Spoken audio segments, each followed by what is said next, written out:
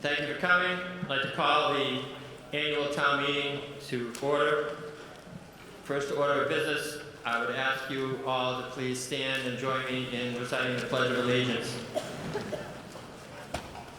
I pledge allegiance to the flag of the United States of America and to the republic for which it stands, one nation, under God, indivisible, with liberty and justice for all. Okay, ladies and gentlemen, we've got a busy night ahead of us. We have the annual town meeting, which will commence now. At 7:30, we have a special town meeting. So at 7:30, I will stop us where we are. We will recess the annual town meeting until the completion of the special, and then we will polish off the special and then come back to the annual town meeting. Quickly, and no one is more aware than your moderator of the fact that there is a football game being played tonight, and we will move the meeting as efficiently and democratically, that's small d, as we possibly can. Okay, I welcome you all to the meeting. Ask everybody to find a seat. That doesn't seem to be a major problem. If you are not a registered voter of the town of Norton, you must sit in the non-voter section, which is up there, strangely enough, with the sign saying non-voter.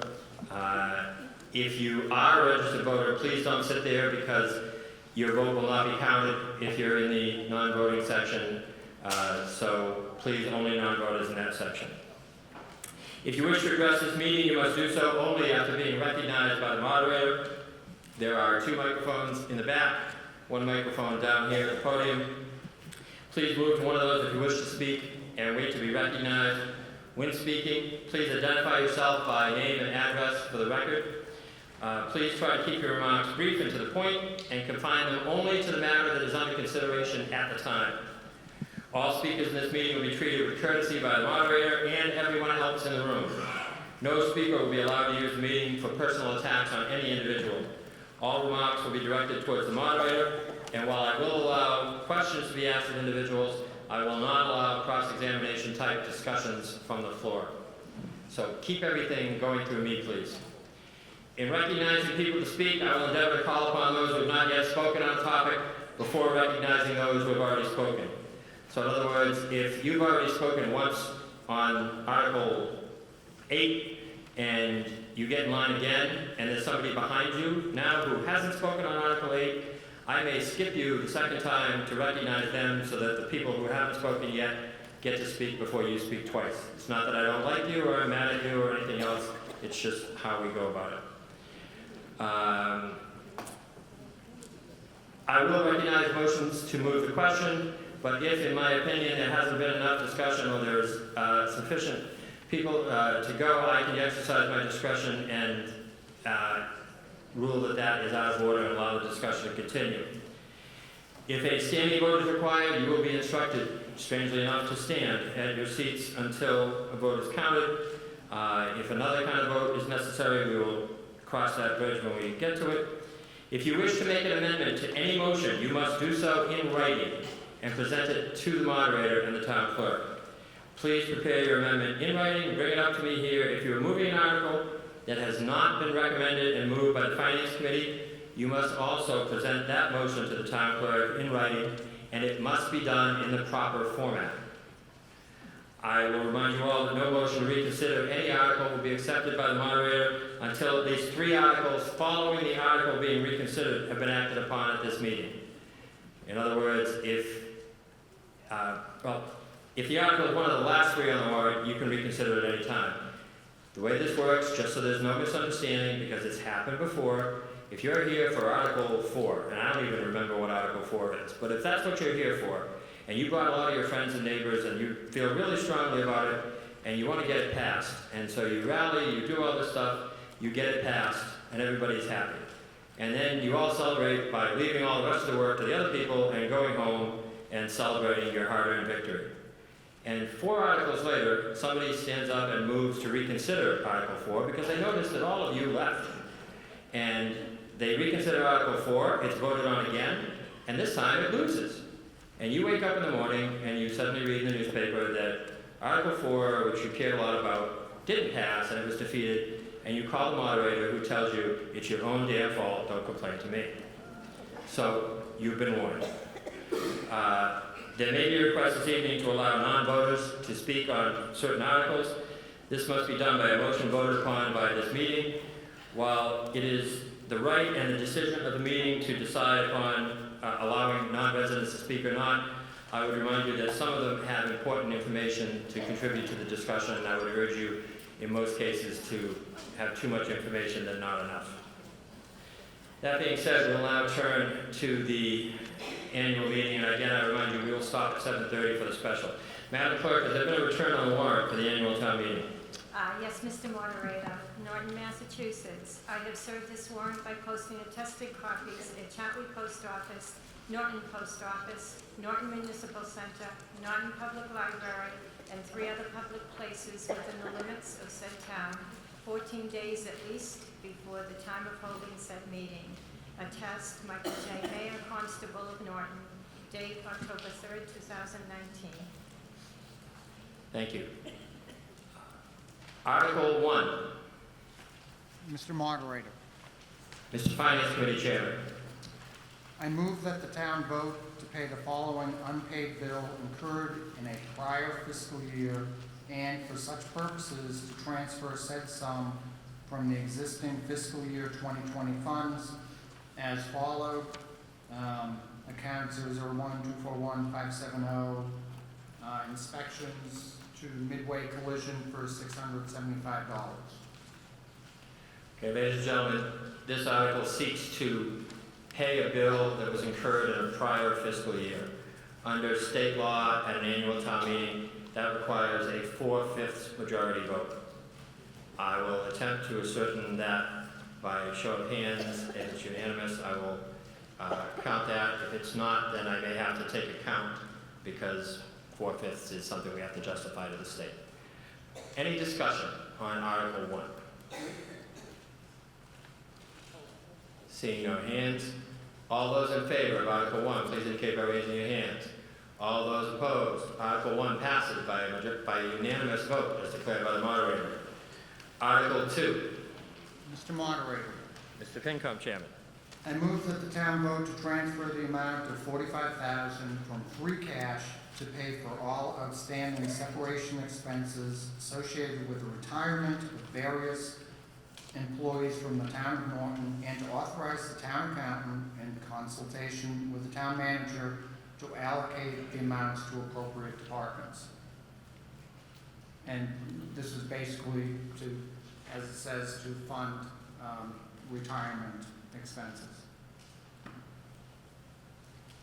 Mr. Town Manager, do you want to give a breakdown on that or anything? This is to cover sick leave, buyback, and vacation on a fire department position retired. Okay. Any questions or discussion on Article 2? Seeing none, all those in favor of Article 2, please indicate by raising your hand. All those opposed, Article 2 passes by unanimous vote as declared by the moderator. Article 3. Mr. Moderator, Mr. Chairman. I move that the town vote to amend the vote taken under Article 8 of the May 15th, 2019 annual town meeting warrant by increasing appropriations for certain line items and as funding therefore to transfer the amount of $690,184 from free cash as follows. The number I just indicated is $30,000 more than is printed, I believe, in the warrant. All line items remain the same, except for 4 from the bottom, 001-300 school, and that line item increased from $305,000 to $335,000, which then increased the total from $660,184 to $690,184. Okay, ladies and gentlemen, this is a motion to add money to the current year operating budget. Again, it's different from your printed warrant, only in that the school figure is, instead of $305,000, it's $335,000. It's an additional $30,000, so make it $690,184. Any discussion or questions on Article 3?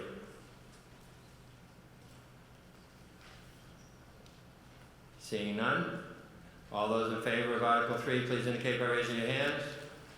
All those opposed? Article 3 passes by majority vote as declared by the moderator. Article 4. Mr. Moderator, Mr. Chairman. I move that the town vote to amend the vote taken under Article 6 of the May 15th, 2019 annual town meeting warrant, establishing the water enterprise budget by transferring the sum of $216,480 from water enterprise retained earnings for such purposes and reducing the amount appropriated from water enterprise receipts by the same amount. It is my understanding that what was missing in the May 15th, 2019 vote was the words water enterprise retained earnings. Okay, so again, this motion is basically to amend a vote taken in the May meeting, and it's basically then, am I correct? As you said, it's basically adding the water enterprise retained earnings? Correct, that's my understanding. Okay, so the net amount of dollars is the same? Correct. Okay. Any questions, comments, or discussion on Article 4?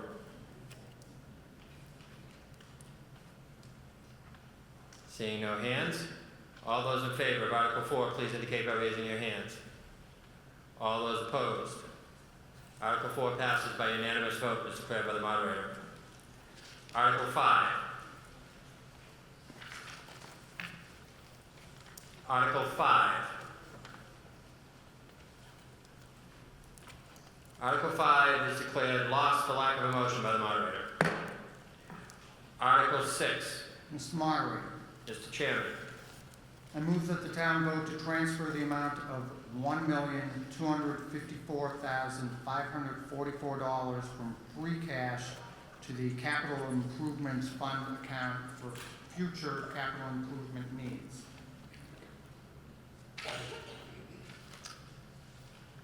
Is there any discussion?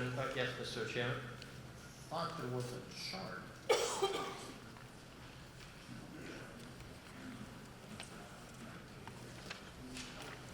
Okay. Are there any questions, comments, or discussion on Article 6?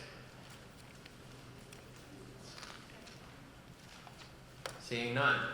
All those in favor of Article 6, please indicate by raising your hands. All those opposed? Article 6 passes by unanimous vote as declared by the moderator. Article 7. Mr. Chairman, Is that? Mr. Moderator, I'd like to reconsider Article 3. Okay, I'll accept your, wait, Article 3, we're on Article, yes, good, I had to do the math quickly. A motion made to reconsider Article 3. Reconsideration is a motion to bring, is there a second, first of all? All right, there is a second. A motion to reconsider is a motion to bring back an article. After an article has been acted upon an article, a motion to reconsider means that you will bring it up. If you vote yes on a motion to reconsider, that means you want to bring the article back up, rediscuss it, and revote it. If you vote no on a motion to reconsider, that means that you cannot, you do not want to do that. I don't want to ascribe any particular motive to the maker of the motion, but in many cases such as this, the maker of the motion does not actually wish to reconsider the article, but wishes to reconsider it because once you reconsider it, it cannot be brought up again for the remainder of the meeting. So if we vote on the motion to reconsider and you vote no, it cannot be reconsidered again for this entire meeting. Is everyone clear on what it is? Reconsider, vote yes means you're going to bring it up again, discuss it, and vote. No means you're done with it, you don't want to deal with it anymore, you're going to move on. Any questions? Okay, Okay, all those in favor of reconsidering Article 3, please indicate by raising your hands. All those opposed? Article 3, the motion to reconsider is lost unanimously. Article 7, Mr. Moderator, Mr. Chairman. I move that the town vote to transfer the amount of $711,144 from the capital improvements account and the amount of $412,400 from the ambulance reserve fund for a total of $1,123,544 to purchase or lease with an option to purchase for periods of time up to or in excess of 3 years, new and/or replacement capital items for various town departments, including equipping any vehicles and site preparation, demolition for any projects, and all other incidental and related expenses as laid out in the chart below. Okay, ladies and gentlemen, this is a motion to take from the capital equipment account and from the ambulance reserve fund the total that was moved for the purposes that are outlined in your warrant. Mr. Chairman, those are the purposes and the figures are correct as printed in the warrant? Correct. Okay, so those are the purposes. Because this involves taking money from the capital improvements account, it will require a 2/3 majority vote for passage. Mr. Town Manager. Do we have the chart? I just want to make sure what people have in their warrant includes the $370,000 for the ambulance.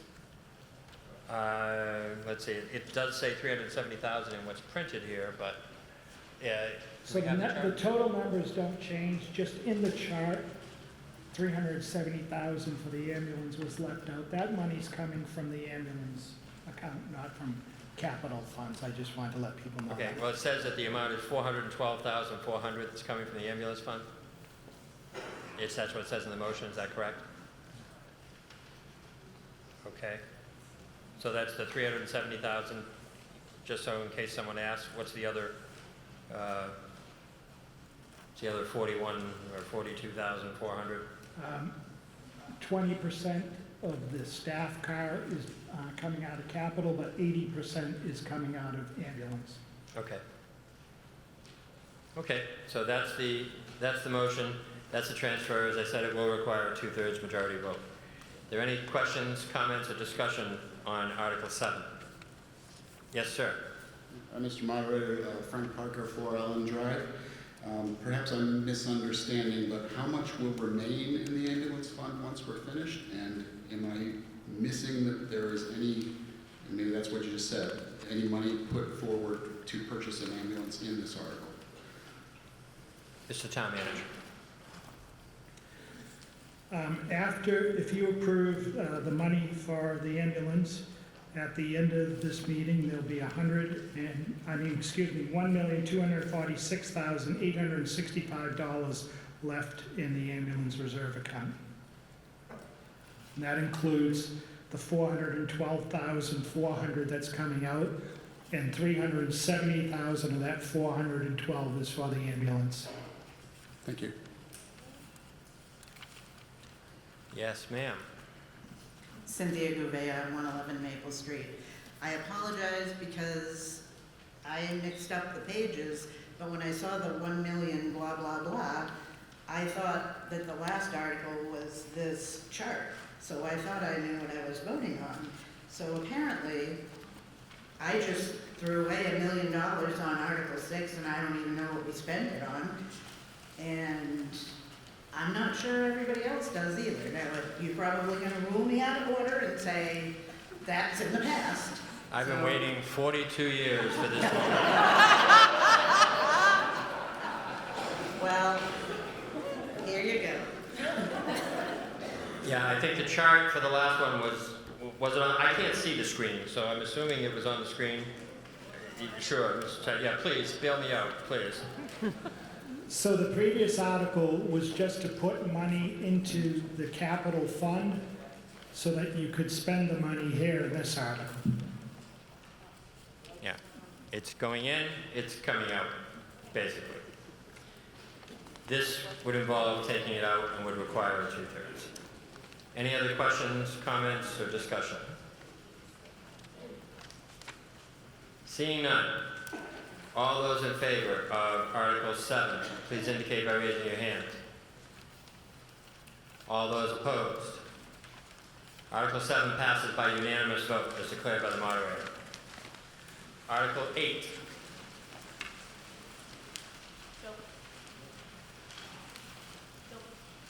Oh, Dan, I'm sorry, Mr. Rich.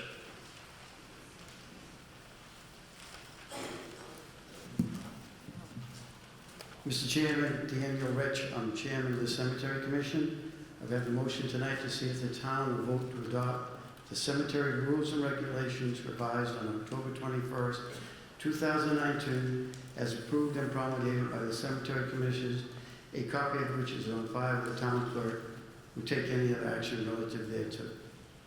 Just as a way of explanation, the cemetery really didn't have any rules or regulation. Mr. Kimball brought in an expert who does this for a living. He came into the commissioners' meeting. He gave us a set of templated rules and regulations that's used pretty much throughout the Commonwealth of Massachusetts. Taking his lead, we adopted these new rules, which were sent to the town council.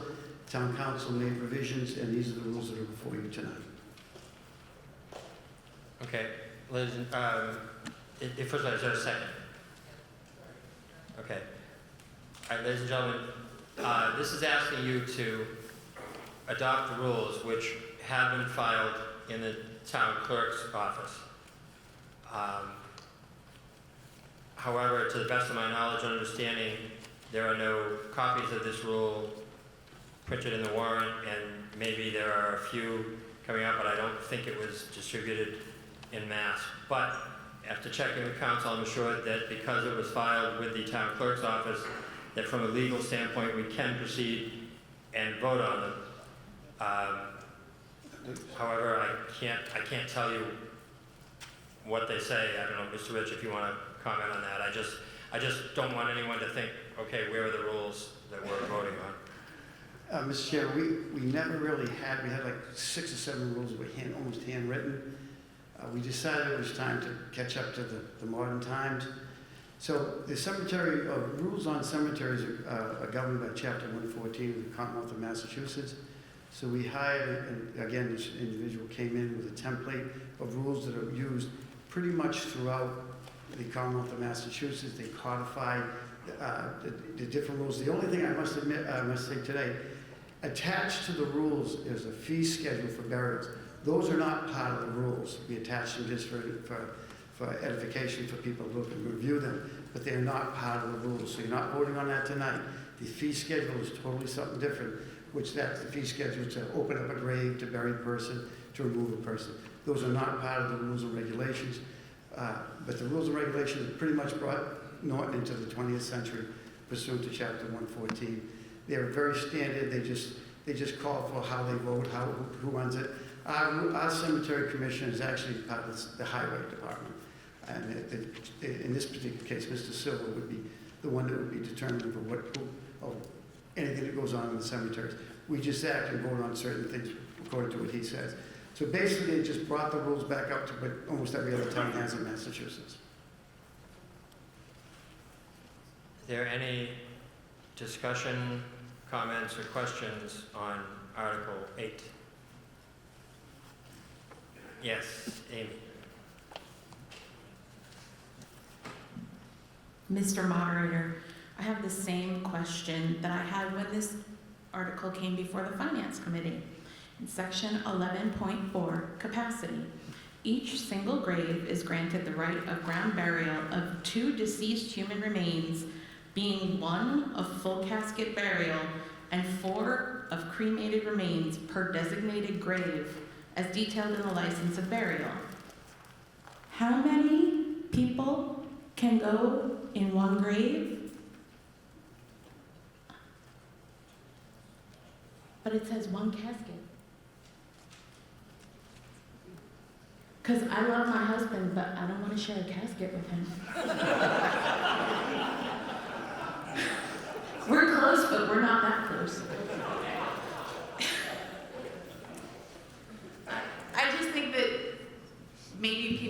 the opportunity to read before they vote.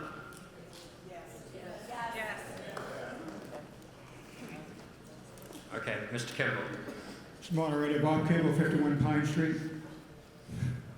There was a lot of discussion about this. The idea is that you can put one casket in a grave. That's standard. That's pretty much what you can do. If you want to, if you're cremated, this happened in my own family's plot. I'll give you an example. My grandmother's buried in a full casket. It's the only casket that can go in that plot. My father, my sister, my aunt, and my uncle are buried on top of her. That allows one plot to hold a casket and 4 urns. That's the intent of this article, at a maximum. It doesn't mean you can't put one casket in there and that's it. Or if you want to put 4 urns on top, or 3 urns, or 2 urns, it doesn't matter. But the intent was to maximize the space by giving people the opportunity to use more than one grave for more than one person. And it's become pretty standard. Cremations now are about 52% today is what people are being cremated. So it's a different world than it was 30, 40 years ago. But that was our intent and that was our reason for it. Is there any further discussion on Article 8? Seeing none. All those in favor of Article 8, please indicate by raising your hands. All those opposed? Oh boy. Try that one more time. All those in favor of Article 8, please raise your hands. All those opposed? Okay, we're going to have a standing vote. And in my family, I know who's getting the coffin.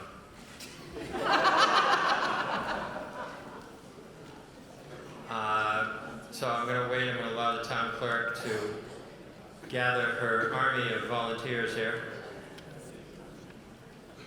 Pardon me? Yes, it is. We're going to finish this vote, and then I will recess for the special.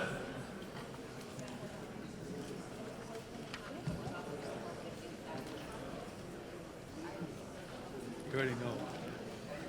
You already know. Okay, ladies and gentlemen, You know what? One less to say. I'll ask now, all those in favor of Article 8, please stand and stay standing until I ask you to sit, please.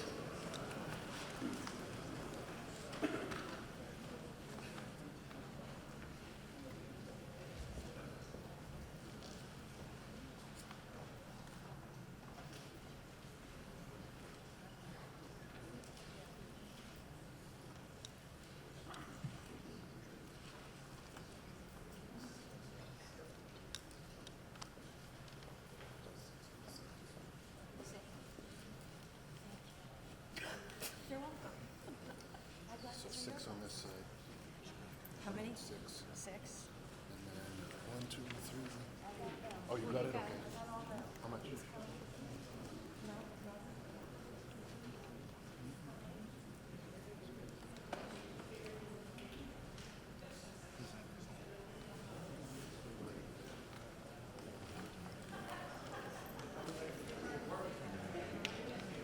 Madam Clerk, just let me know when you're ready.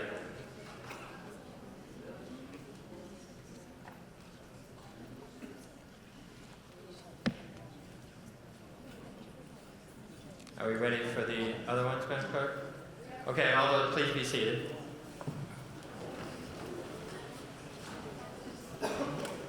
All those opposed to Article 8, please stand and remain standing until I ask you to sit, please.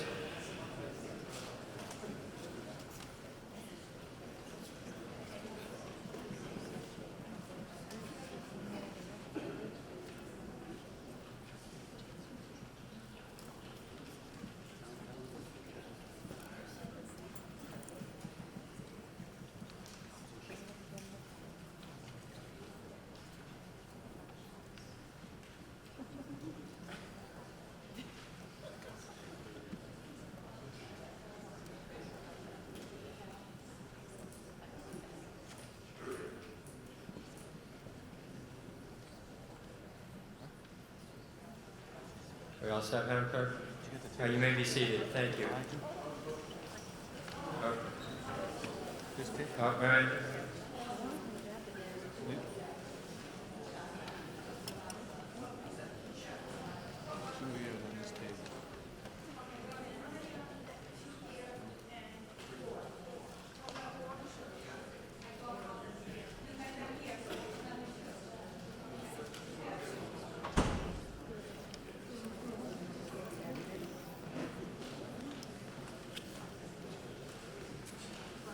The ballot machine, and I hope it doesn't go there. To put it in. That's yes, that's no. Okay, ladies and gentlemen, the result of the standing vote is yes, 70, no, 67. Article 8 is approved. And now, ladies and gentlemen, I hereby declare the annual town meeting to be in recess until the completion of the special town meeting. And I now would like to call into session the special town meeting. Madam Clerk, has there been a return on the warrant for the special town meeting? Mr. Moderator, yes. Norton, Massachusetts. I have served this warrant by posting attested copies at Chatley Post Office, Norton Post Office, Norton Municipal Center, Norton Public Library, and 3 other public places within the limits of said town, 7 days at least before the time of holding said meeting. Attest, Michael J. Mayer, Constable of Norton, October 10th, 2019. Thank you.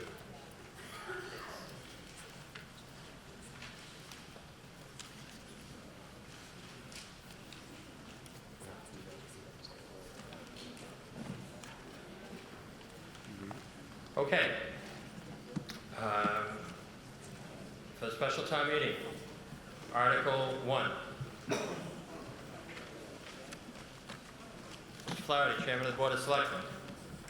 Mr. Moderator, I move that the town vote to amend Chapter 5, Administration of Government, Section 5-1, Annual Election of the General Bylaws by deleting the text thereof requiring the annual town election to occur on the last Tuesday in April and inserting in its place the following.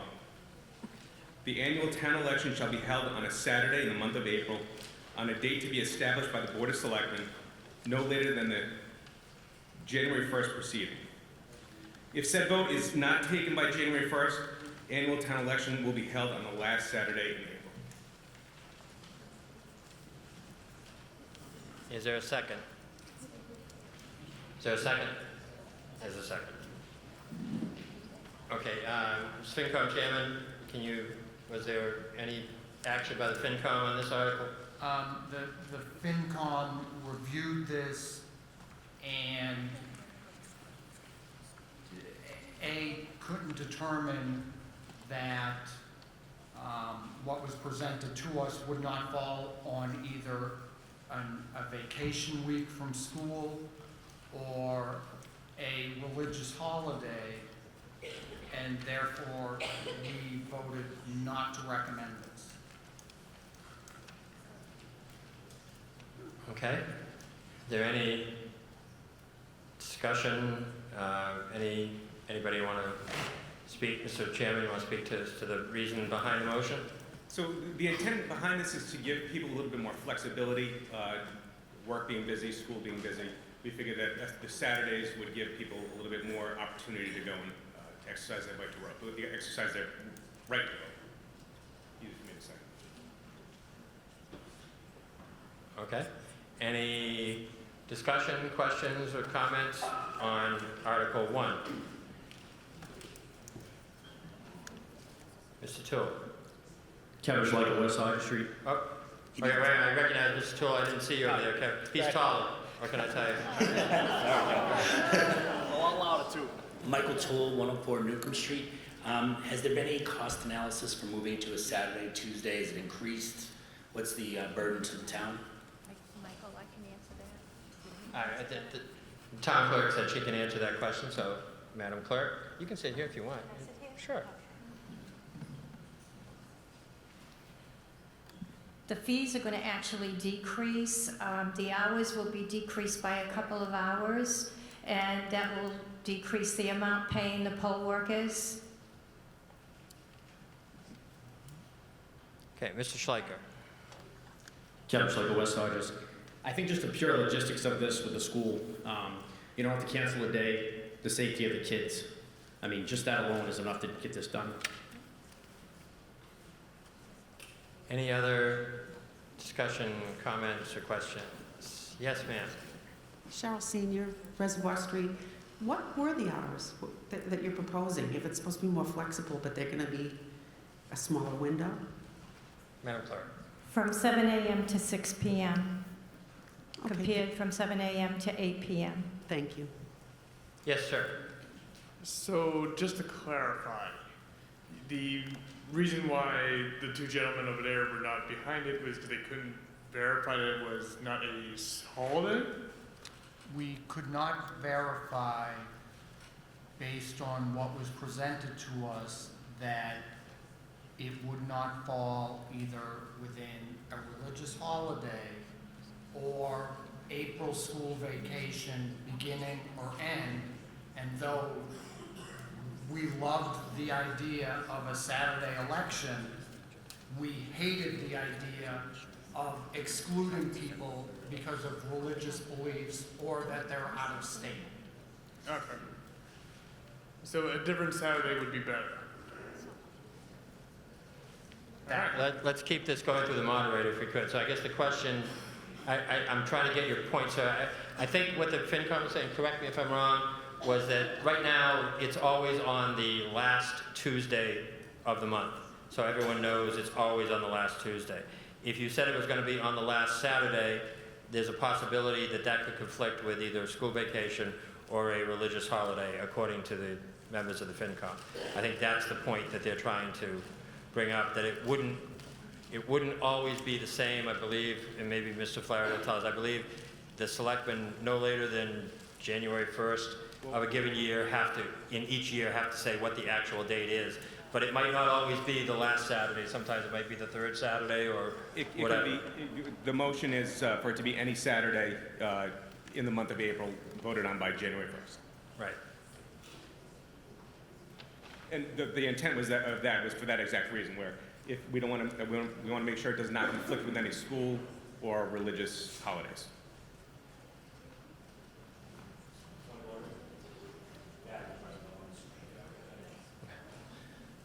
Won't bother me. I can't see it anyway. But let's see if we can get that charged up so we don't run low. Any questions? Yeah. Yes, ma'am. Sorry, Pat Gagnon, 142 Godfrey Drive. Can't you do an absentee ballot if you're going to be on vacation? I mean, really?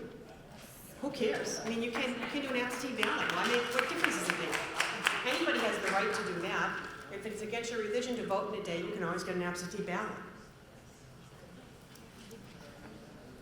Any other questions or? Oh, yes. I'm sorry. Mary Ellen Stedevin, 73 North Worcester Street. Isn't there an increased cost with police details and whatnot on a Saturday? No. That will decrease. When you're having an election and the buses are out and the schools are in session, we have to have more police detail. We have to have police detail in the schools, and the police detail having it on a Saturday where no school's in session will cut the details down. Mr. Kimball. Yeah, I believe if we ever agree to build new municipal buildings, we won't have to worry about using our schools for voting purposes any longer. But my question is this, my concern is this. I'm not sure how I feel about this. I'm kind of torn on it, but every other election we have, whether it be federal or state, is held on a Tuesday. And I'm confused. I'm concerned that people get confused about, well, everything else is on a Tuesday, but this is being held on a Saturday. And I think it's going to have to be promoted well, in order for people to know that the vote is changed. I do believe that most of the purpose of this, and I may be wrong, is to circumvent the additional costs we have because we have to use schools to do our elections.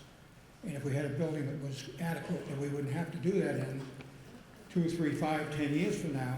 You know, it could change things up. I'm concerned about changing the day at this point. Maybe we should consider leaving it at Tuesday and then see how the future happens in the next 2 or 3 years and find out whether or not we're able to afford additional buildings with additional space and make it worthwhile. But I would encourage you maybe leave it till Tuesday at this point. Thank you. Yes, ma'am. Margot Holcomb, 6 Pratt Drive, Norton. I too am a little bit concerned about if you move it to a Saturday that it's gonna not make sense with the rest of the towns and maybe confusing to folks as well. And the second thing is that could we pick a day that school isn't in session, like a half day or not a non-holiday? Maybe it changed the day of the week, I don't know, but something other than moving it to a Saturday?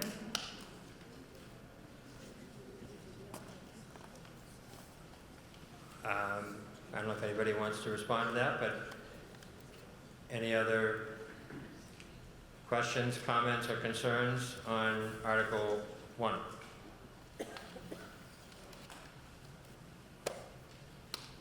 Seeing none. All those in favor of Article 1, please indicate by raising your hands. All those opposed? Article 1 passes by majority vote as declared by the moderator. Article 2. Mr. Moderator, Mr. Chairman.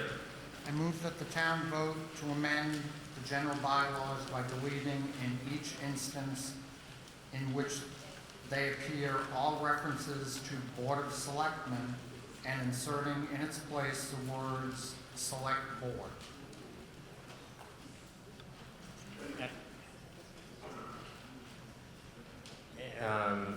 Okay, hold on one second while I just consult.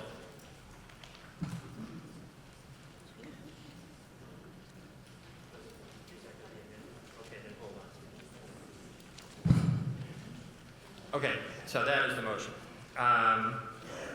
Any discussion on Article 2? Mr. Flaherty. Mr. Moderator, I'd like to amend the motion. I'd like to move that the town vote to amend the general bylaws by deleting in each instance in which they appear all references to Board of Selectmen and inserting in its place the words Select Board, provided that this amendment shall be effective upon the effective date of the charter amendment proposed in Article 3.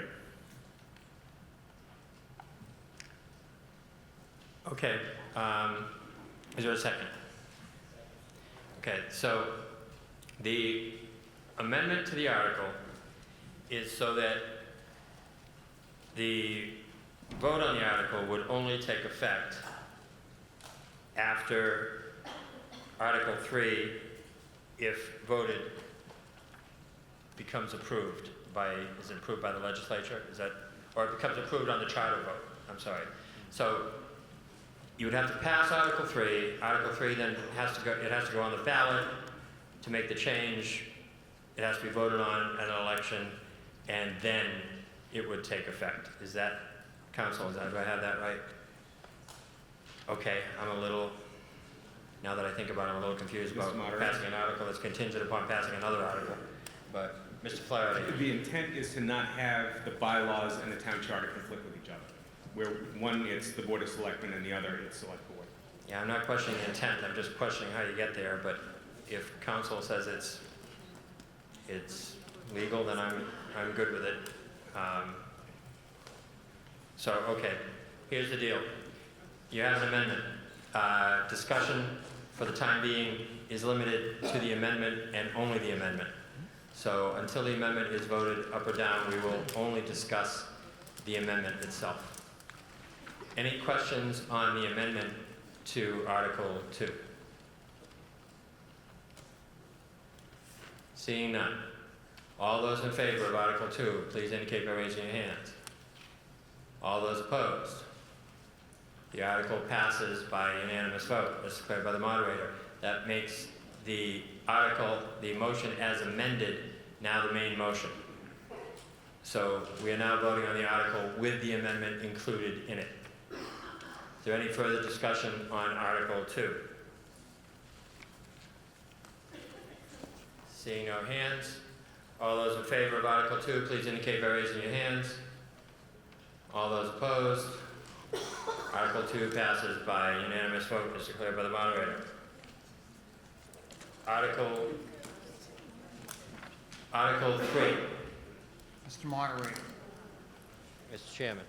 I move that the town vote pursuant to General Law Chapter 43B, Subchapter 10A, to amend the town charter by deleting in each instance in which it appears all references to Board of Selectmen and Select Man, and inserting in their place the words Select Board or Select Board Member, as appropriate, provided, however, that prior to such amendments taking effect, they must be presented to the voters at the 2020 annual town election. Okay? So that is the motion.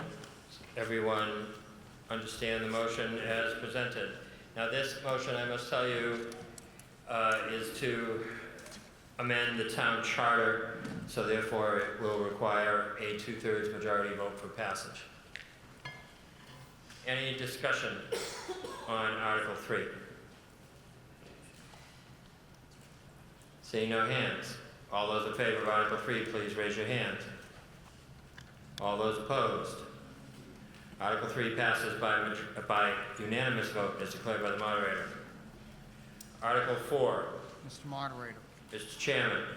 I move that the town vote pursuant to General Law, Chapter 43B, Subchapter 10A, to amend the town charter by deleting in each instance in which they appear all references to Industrial Development Commission and inserting in its place the words Economic Development Commission, as appropriate, provided, however, that prior to such amendments taking effect, they must be presented to the voters at the 2020 annual town election.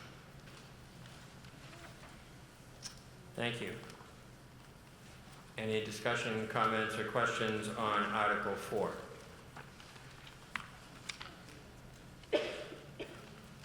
Seeing none. All those in favor of Article 4, please indicate by raising your hands. All those opposed? Article 4 passes by unanimous vote as declared by the moderator. Article 5.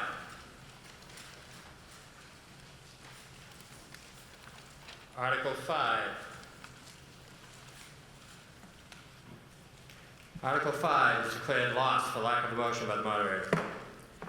Article 6. Mr. Moderator, Mr. Chairman.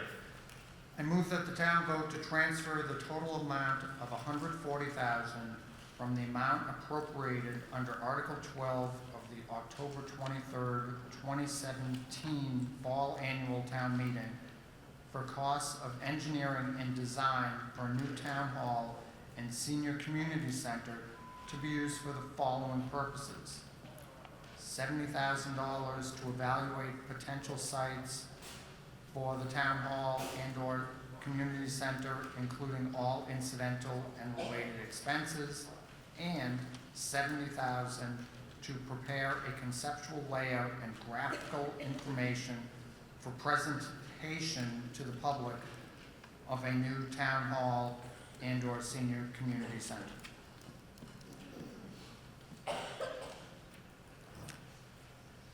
Okay.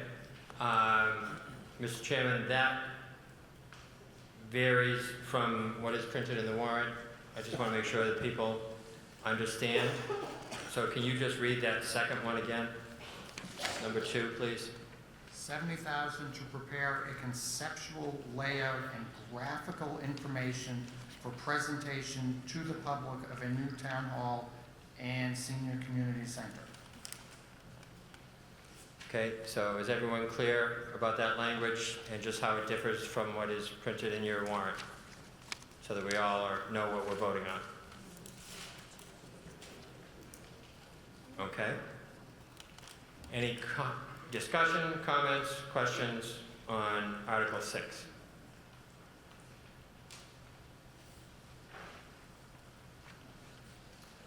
Any questions? Seeing none. All those in favor of Article 6, please indicate by raising your hands. All those opposed?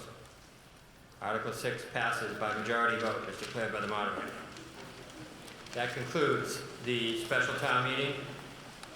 I now adjourn the special town meeting, and I declare the annual town meeting to be back in session.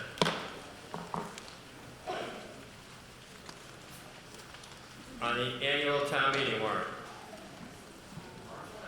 We are very good, Peter. Thank you. We are on Article 9. Mr. Moderator, Mr. Chairman, I move that the town vote to transfer the amount of $125,000 from free cash and approve Article 9 as printed in the October 21st, 2019 annual town meeting warrant. okay, ladies and gentlemen, Article, let me make sure I've got this right.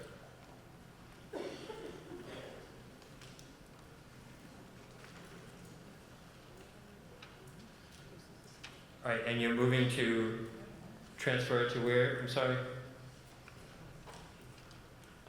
The motion was to move the town, transfer the sum of, $125,000. okay, and I just want to make sure all right, and so then the language is correct in Article 9. Correct. So, ladies and gentlemen, this authorizes, I want to make sure with town council, this requires a 2/3 vote because it involves getting property, purchasing property. So this will require a 2/3 majority vote because it involves the town purchasing or taking property. Any questions, comments, or discussion on Article 9?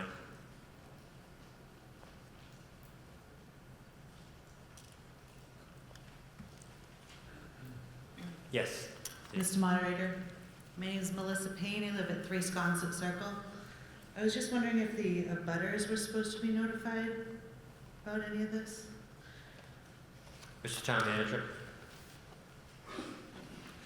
When we get to a point, when the plans are developed more, anyone that is having anything done, temporary easement, permanent easement, taking, will be notified.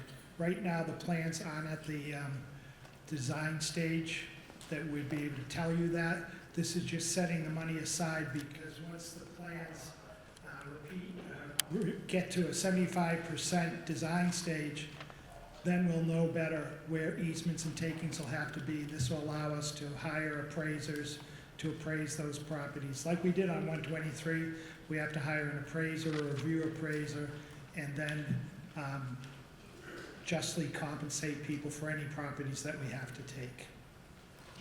I think maybe by way of explanation too, I can tell you that town meeting does not actually buy property. Under the law, the Board of Selectmen is empowered to buy the property. Town meeting just approves the money that they use to buy it. So this is approving the money, but town meeting actually has no statutory power to purchase the actual property. So that'll be done through negotiations by the Board of Selectmen. Any other questions, comments, or discussion? Seeing none, all those in favor of Article 9, please indicate by raising your hands. All those opposed? Article 9 passes by a 2/3 majority vote as declared by the moderator. Article 10.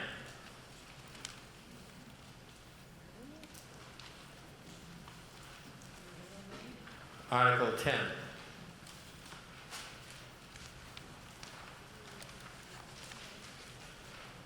Article 10 is declared lost for lack of a motion by the moderator. Article 11. Mr. Moderator, Mr. Chairman.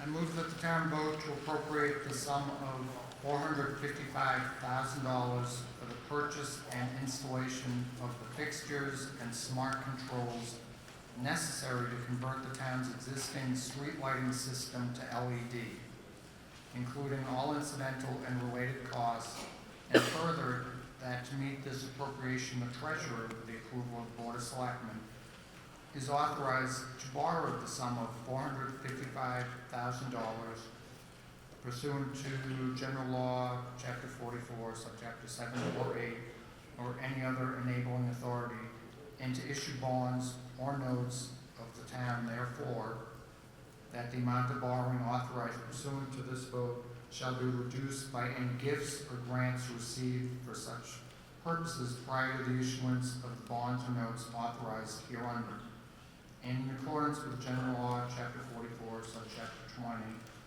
to authorize any premium received by the town on the sale of any bonds or notes approved by this vote, less any such premium applied to the payment of the costs of issuance of such bonds or notes, to be applied to the payment of costs approved hereunder, thereby reducing by a like amount the amount authorized to be borrowed to pay for such costs, and to authorize the Board of Selectmen and appropriate town officers to enter into all agreements and execute any and all instruments, and to take all related actions necessary or appropriate to effect the foregoing.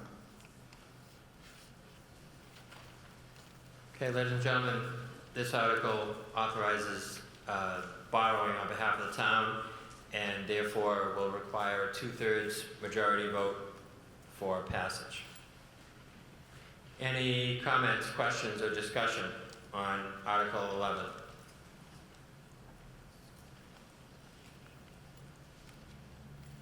Seeing none.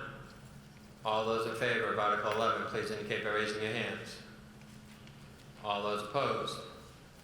Article 11 passes by majority vote as declared by the moderator. Article 12. Mr. Moderator. What was that? Yes, I'm sorry. It passed by a 2/3 majority vote as declared by the moderator. Thank you very much, all the good people down front. Article 12. Mr. Moderator. Mr. Chairman. I move that the town vote to expand the purpose of the appropriation made under Article 16 of the October 23rd, 2017 annual town meeting for replacement of asbestos pipe, water main, and appurtenances on Reservoir Street by authorizing the use of the unexpended balance, approximately $457,808.63, to also be used for any other water improvements in Norton, including but not limited to engineering materials, construction, and all other incidental and related expenses. This is basically the project on Reservoir Street was completed below budget, and this money has already been authorized, and this is to get use of the money now instead of waiting until next fiscal year.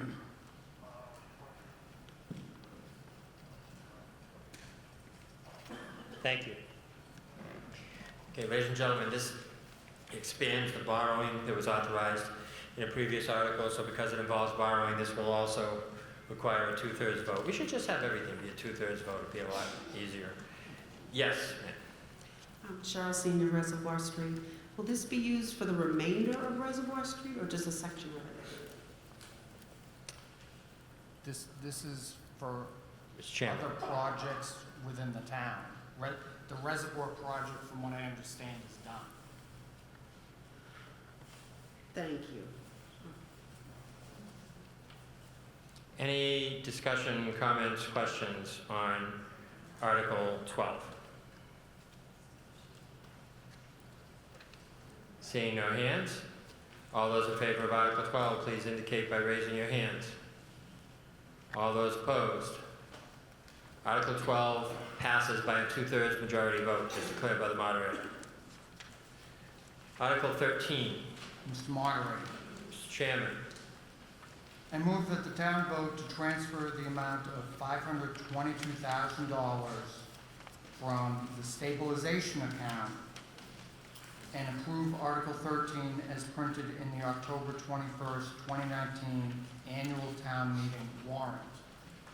The article, as I just read, was voted by the FinCom committee before this meeting to, instead of taking that money out of free cash, is to take it out of the stabilization account, as it is our belief that the demolition of a building is what the stabilization account is really for. Okay, ladies and gentlemen, this is different from what's printed in your warrant. The difference is that in your warrant, it was going to be transferred from free cash. That would have been a majority vote to transfer from free cash. The Finance Committee has moved it instead to be transferred out of the stabilization account, which now requires a 2/3 majority vote in order to pass. Any discussion? Mr. Kimball. Mr. Moderator, I'd like to offer an amendment to Article 13. I move that we amend the Finance Committee recommendation and hereby move that the town vote to transfer the amount of $522,000 from free cash and approving Article 13 as printed in the October 21st, 2019 annual town meeting warrant.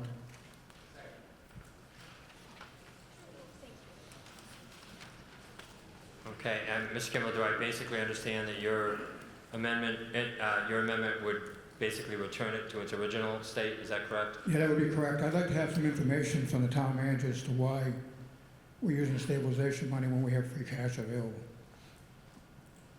Mr. Town Manager. And by the way, ladies and gentlemen, we are now, since we have an amendment that was seconded, discussion is now limited to the amendment, which is to transfer the money from free cash instead of the stabilization account.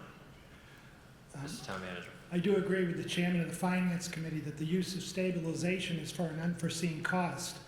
But I disagree on one aspect. I think it's an unforeseen cost when you don't have funds available to pay for that cost. We have free cash available. We should use our free cash to pay for this. We're about to go out to borrow for an $8 million window project. We're going to borrow for street lights. It doesn't look good when we talk with the actuarials and they see that we're using our stabilization account. That is not going to help us in the interest rate that we get on our borrowing. We would be much better off using the money from free cash rather than going into the stabilization. We're in a good economy right now. This is a time to build up our stabilization, not to be taking money out of it. We should be at 5% of our town budget should be held in a stabilization account. We're doing good and getting close, and tonight I hope at the end of the meeting we'll put more money in stabilization. And if we do, we will be approaching 4.2%. So we're getting close to our 5%. And I could understand if we were in desperate times and it was this emergency existed to tear down those buildings before they fall in the street, and we didn't have any free cash, then we would I'd support going to stabilization. But we should hold on to that stabilization account until it's absolutely necessary to use in a year when we don't have free cash. We could be getting back to that at some point. And I just would hope that you would vote to take this money out of the, not out of the stabilization account, but out of free cash. Thank you. Are there any other questions or discussion on the amendment? Peter. Well, before Mr. Wiggins comes up, let me just give a very brief explanation for those who are wondering.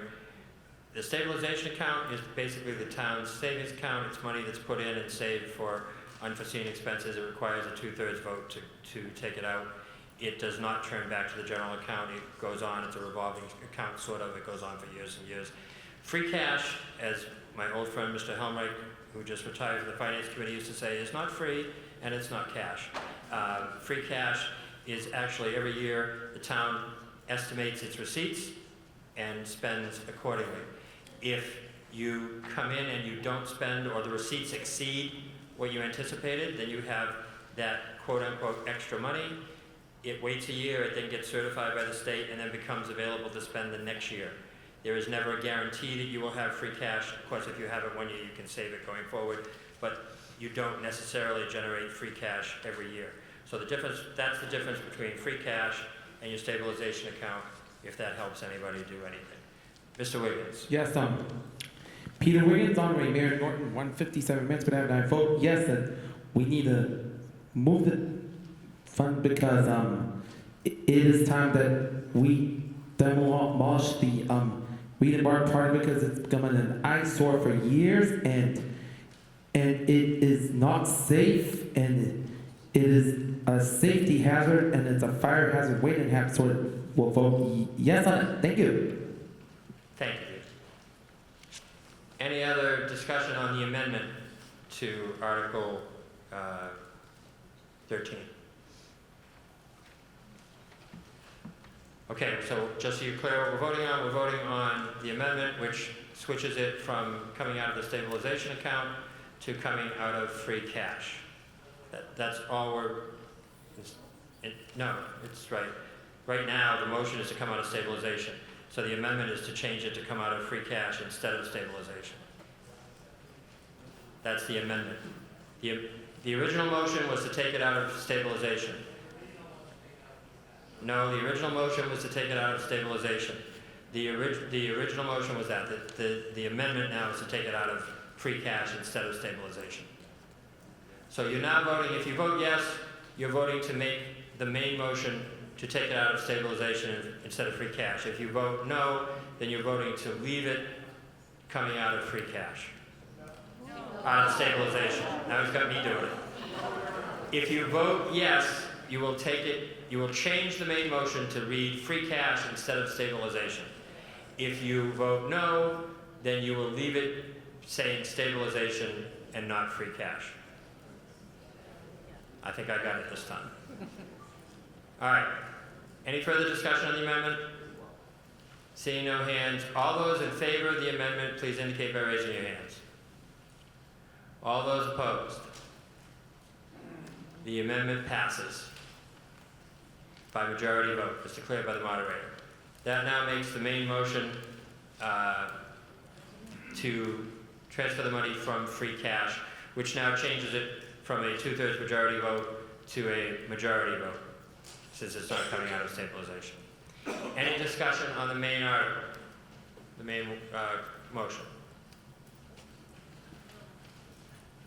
Yes, Stern of the school committee. Kathleen Stern, 13 Fuller Drive. I know we've asked this question many times through the meetings, and I still haven't gotten a clear answer on it. Why is this the town's responsibility to clean up this area? Why are we paying for it? Mr. Tommy, okay, Gary, you want to go to The building commissioner will give an explanation on this. Yes, moderator recognizes the building commissioner.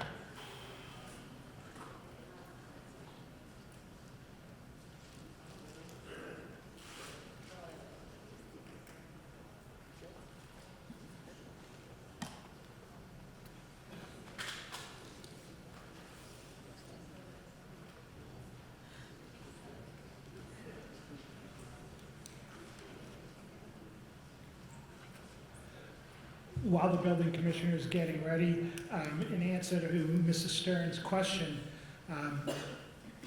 it's become our responsibility because it's become a life safety issue. These two buildings, as the building commissioner is going to explain to you, are in danger of falling onto Cross Street. Other than that, we would not be involved in this site, but it's a life safety issue, and something that if there was a house that needed to be torn down, the building commissioner would also exercise that same authority. Yes, Mr. Building Commissioner. Done a slideshow to present to you and explain, hopefully answer a lot of your questions. Mr. Zahn, are you ready?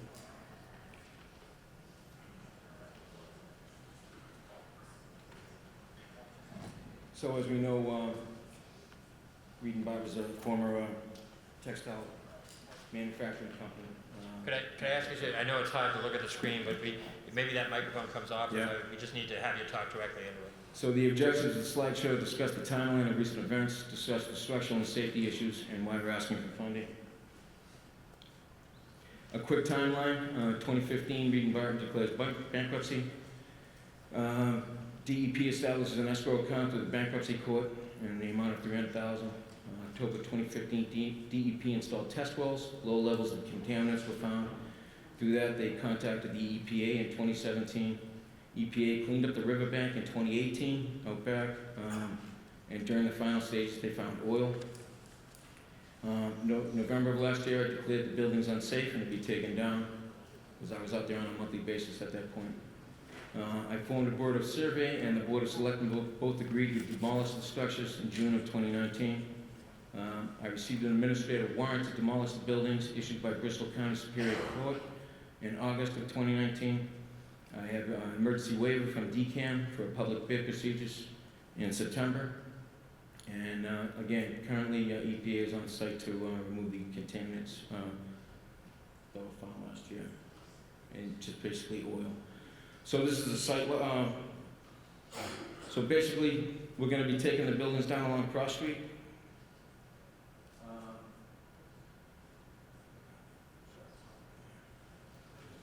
So, next slide, Chris. It's the Google Earth. So again, Cross Street is on the right, Elm Street is on the left. This is just a reference point. Sections 1 and 2 will be demolished. These have been deemed the imminent threat. These are leaning out towards Cross Street. And so if you look at Cross Street from the top of Elm, you'll see that I closed a lane of traffic. Structural concerns. The roofs have opened up. Once the roofs have opened up, it's like it goes in reverse and it accelerates the fact that it's going to fall down. So you don't no longer have a horizontal assembly holding the walls together. So you can see the insides have deteriorated rapidly. This is a critical slide. In the top right, you'll see that the radical angle is formed, and these buildings now lean towards Cross Street. So radical angle, you can follow the pipe, the red pipe. Again, same view. Now the holes have opened up in the floor as well. I apologize for the poor slide on the left, but that is looking up from the basement, looking through the holes, and the beams are pulled away from the girders. So there's no longer a horizontal assembly holding the walls together. Interior conditions throughout deteriorating. This is again down and below section F along Cross Street. This is a radical angle. This is a bearing wall that has formed and it's about to collapse. The ramps, these buildings were built in succession. There's the ramps that connect them are all falling apart. This is about a 20-foot fall under the asphalt, so I need to take them down. Again, the lane closure on Cross Street, you can see I put a horizontal, a straight line. You can see the bow and the curvature in the wall. Again, the rear of the building. Bulges are formed. This is the back side of F on Cross Street. You can see that the back of the building is falling apart as well. The roofs are caving in.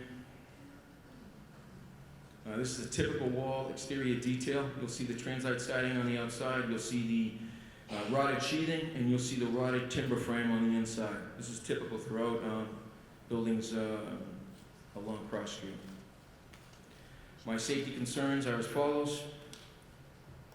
I have children in the building, youth. I've been entering for quite some time, evident by the tagging. I have someone entering to seal copper.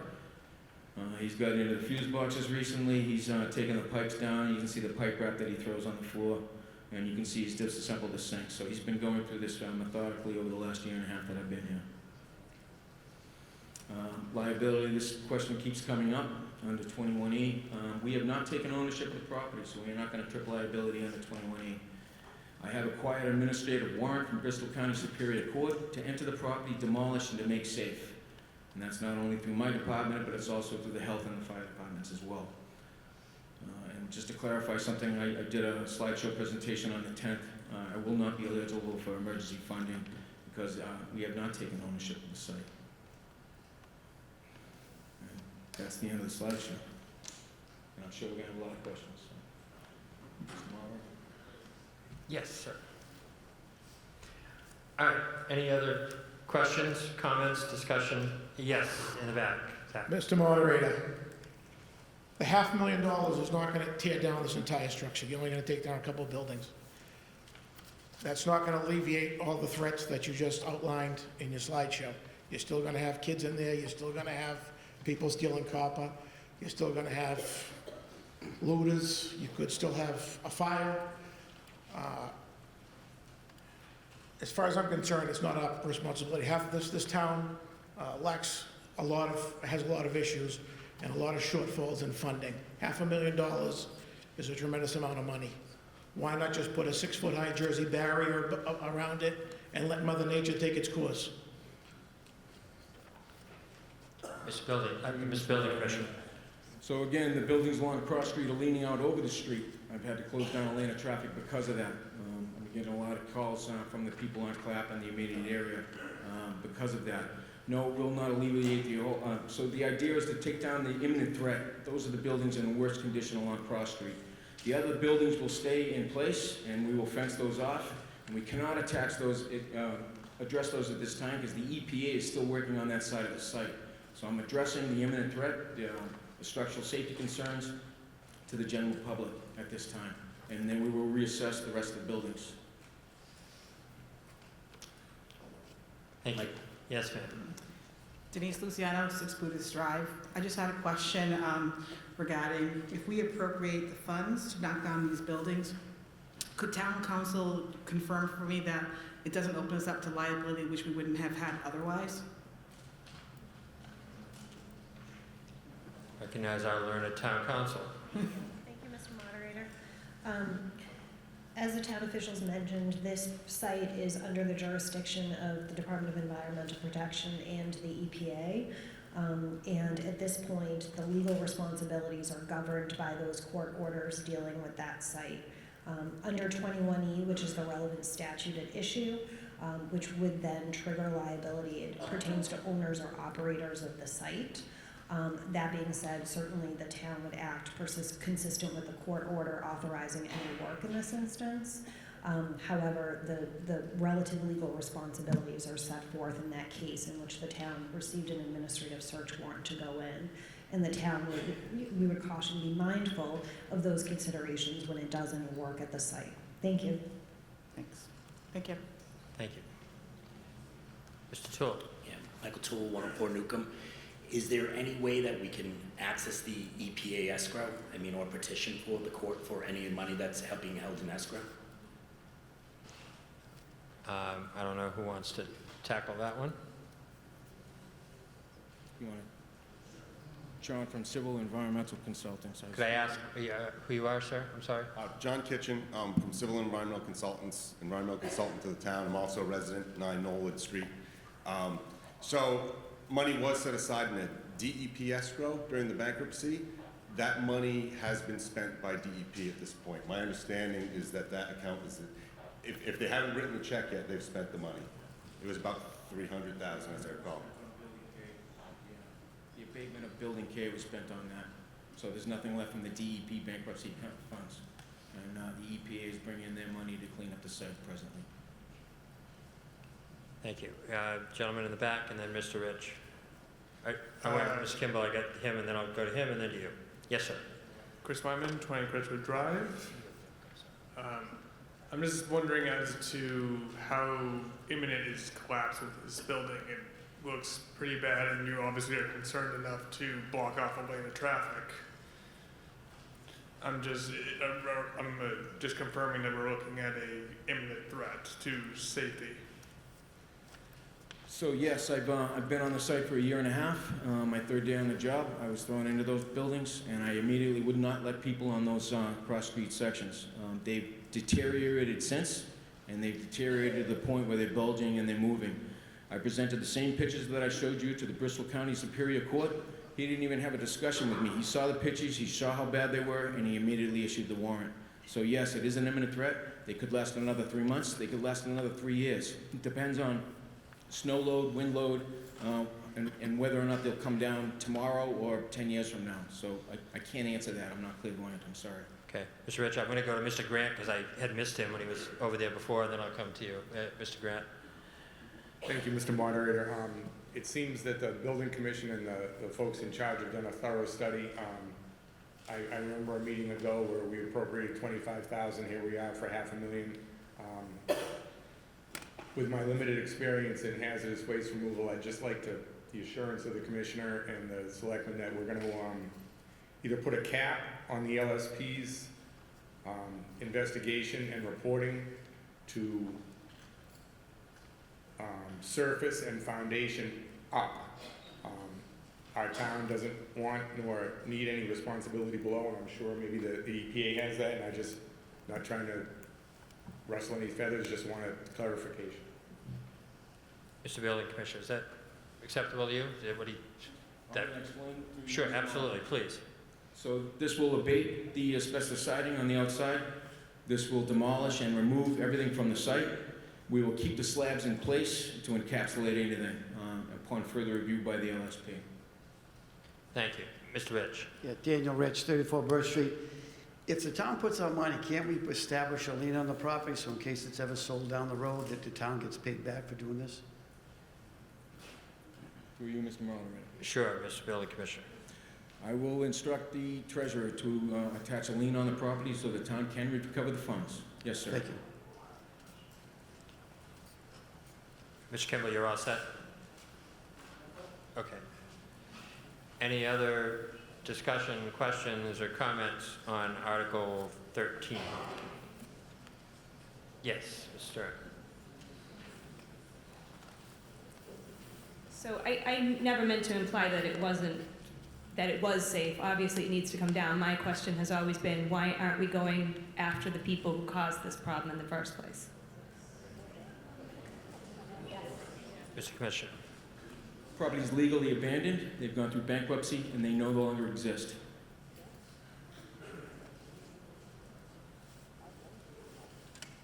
Any other discussion or questions? Yeah, yes, I'm sorry. Melissa Payne, 3 Sconset Circle. I was just wondering if you could go back to that nice color-coded map and show me exactly what buildings are coming down and what buildings are staying. Sure. That's totally fine. Yeah. Way back, the beginning.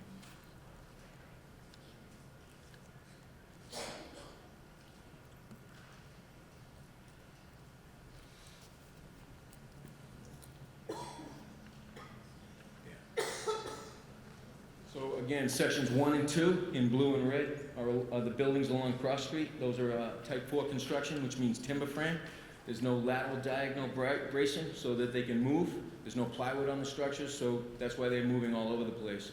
A good wind and snow load will take these structures down. So the price includes the abatement, demolition, and removal from the slabs up of sections 1 and 2 in blue and red there.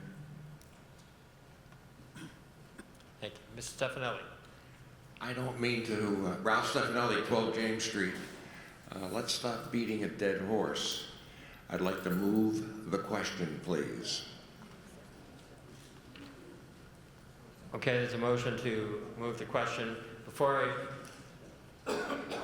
I accept the motion to move the question, was there any other discussion coming?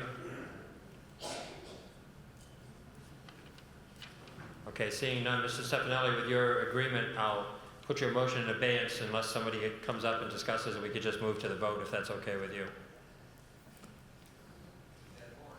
Okay, then we'll vote on the dead horse. All right, so seeing no other hands, all those in favor of Article 13, please indicate by raising your hands. All those opposed? Article 13 passes by a majority vote as declared by the moderator. Article 14. Mr. Moderator, Yes, Mr. Chairman. I move that the town vote to amend Chapter 135 Streets and Sidewalks, Article 2, Subchapter 135-8, as printed in Article 14 of the October 21st, 2019 annual town meeting. Okay, Mr. Chairman, the language is as printed in the People's Warrant? Yes. Okay. And from what I understand, this is to prevent future fences from going up to the street and blocking the ability to see one way or the other down the street. So to push them back 10 feet.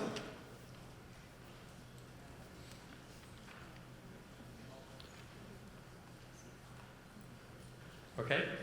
So this is a motion to amend our general bylaws in that manner as stated in your warrant. Any discussion? Seeing none, all those in favor, please indicate by raising your hands. All those opposed? The article passes unanimously as declared by the moderator. Article 15.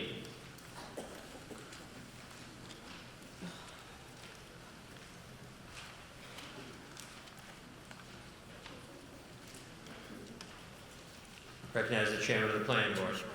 Thank you, Mr. Moderator.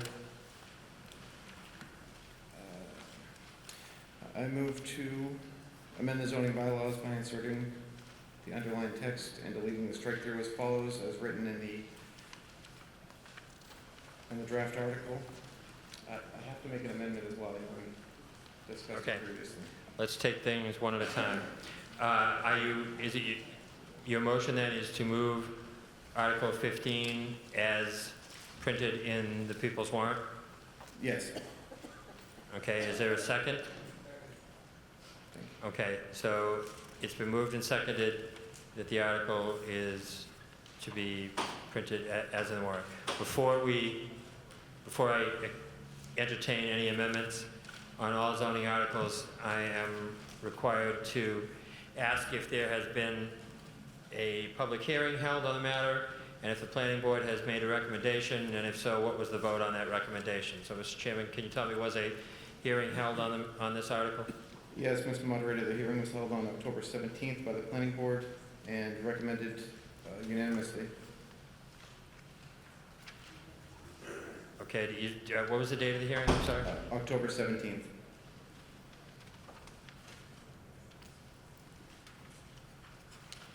Okay, I just want to talk to council for a second.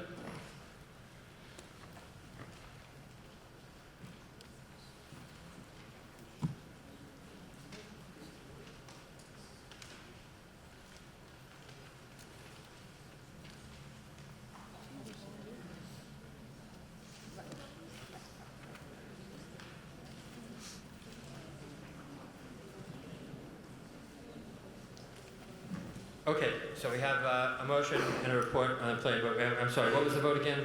I'm sorry? Unanimous, 5-0. Unanimous, okay. So now that is moved and seconded. It's my understanding, so that you want to make amendments to your motion? Correct. We have a few minor changes. Okay, I would tell you that all amendments, as we discussed before, you must read the amendment and it must be in writing and prepared for the town clerk. So can you tell us what your amendment is? Sure. Mr. Moderator, I move to amend the proposed article with the following minor changes. Under section 175, 2.2, letter C, the third line down, the very end of that line says house. We'd like to strike that out and put structure, replace it with structure. So that's 175-2.2, letter C. You're taking the word house and making it structure. Okay? Okay. Also, on line F, under item F, also under 175, 2.2, line F, we will be removing the following: not by means of additional construction be attached to another building or to an existing dwelling. And we'll insert only to be attached by means of additional construction to another building or structure already in existence, provided that the resulting building or structure meets all applicable dimensional requirements of table 175, 6.2. Okay, let's, because I don't know if everybody heard and understood that, pardon me? Yeah, do you have this written down? Yes. So, can I just see it so I can read that part back so that... Thank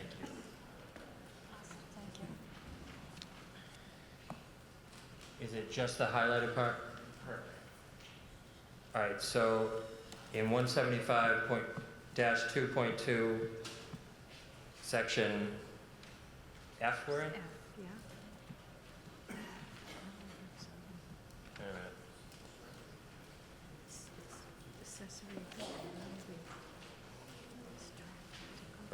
Why are we? We're different than you. Accessory or use of building, right?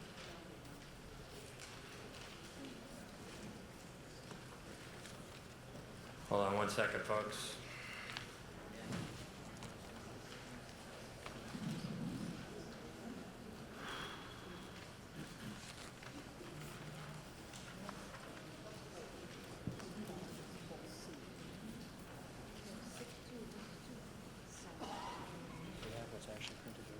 Yeah, so this is what he's striking right here. And this is with F. Where's your F in the changes? Yeah, I know, but we don't see F. Where's F?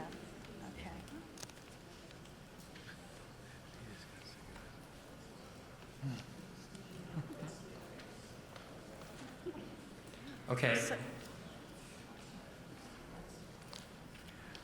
I'm going to ask you, we're going to take this one amendment at a time.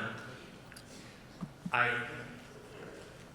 want to stress again in general that the moderator is extremely displeased when amendments by town boards and committees come in and they're not prepared for town meeting and they're not distributed to voters in advance and beforehand. And I urge all town boards, committees, and officials to correct that situation in the future so we do not inconvenience and misinform the residents who bother to come out for town meeting. I'm going to take the amendments one at a time so that we can do them. So can I ask you, if we can put your first amendment to that, those words where we're striking house and replacing it with structure? Is that okay with you? That's correct. Yeah, that's okay. All right, so we have a motion and a second that we, on that first part in section B, that we delete the word house and change it to structure.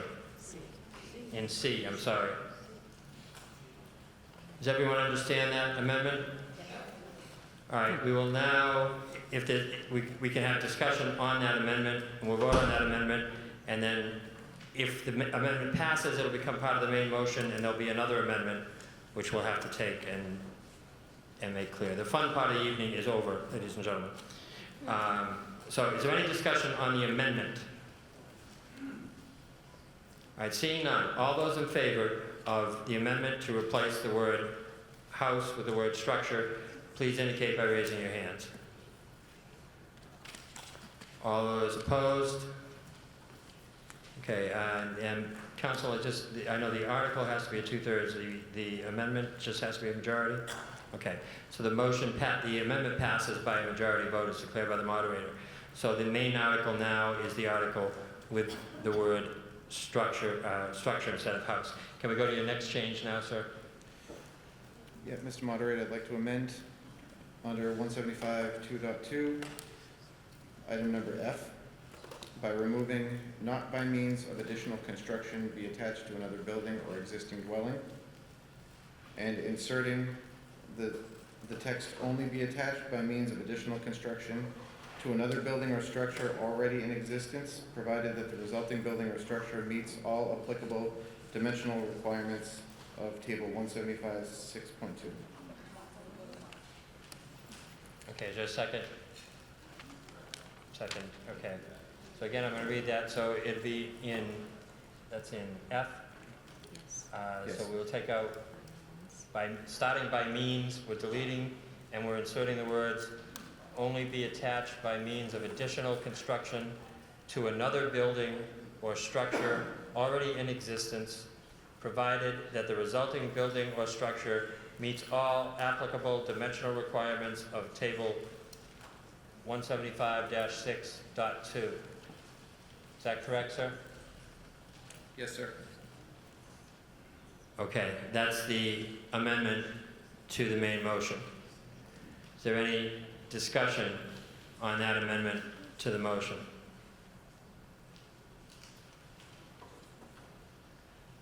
Did you want to discuss the amendment? Yeah, we can only discuss the amendment right now, so. Peter Kerrigan, member of the Finance Committee. It's that changes, I can't even imagine what that changes. I couldn't even write it down. So I don't even know. I know they're trying to be more specific and correct with the wording, but why don't they just get it correct and come back at our next town meeting? I don't know. Any further discussion on the amendment? All right, seeing none, we'll vote on the amendment. I'm sorry, did you want to talk on the amendment? I just want to say that I just don't even begin to understand what they're trying to do with this. You could explain it maybe? Certainly. Yes, sir. Absolutely. Paul, if you want to.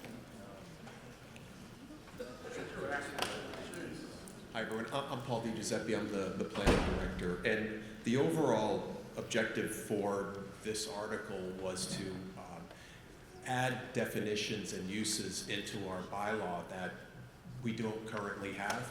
But these are uses that we periodically do receive, whether it's at the planning board or zoning board of appeals or something we might actually get people come into our offices. So we were trying to identify those uses, but then in the case of this discussion on accessory structures, we were making an amendment to the existing definition, which has provided confusion to the boards, particularly when the zoning board of appeals has been getting applications for uses that are being called accessory in nature, where they may be 3,000, 4,000 square feet.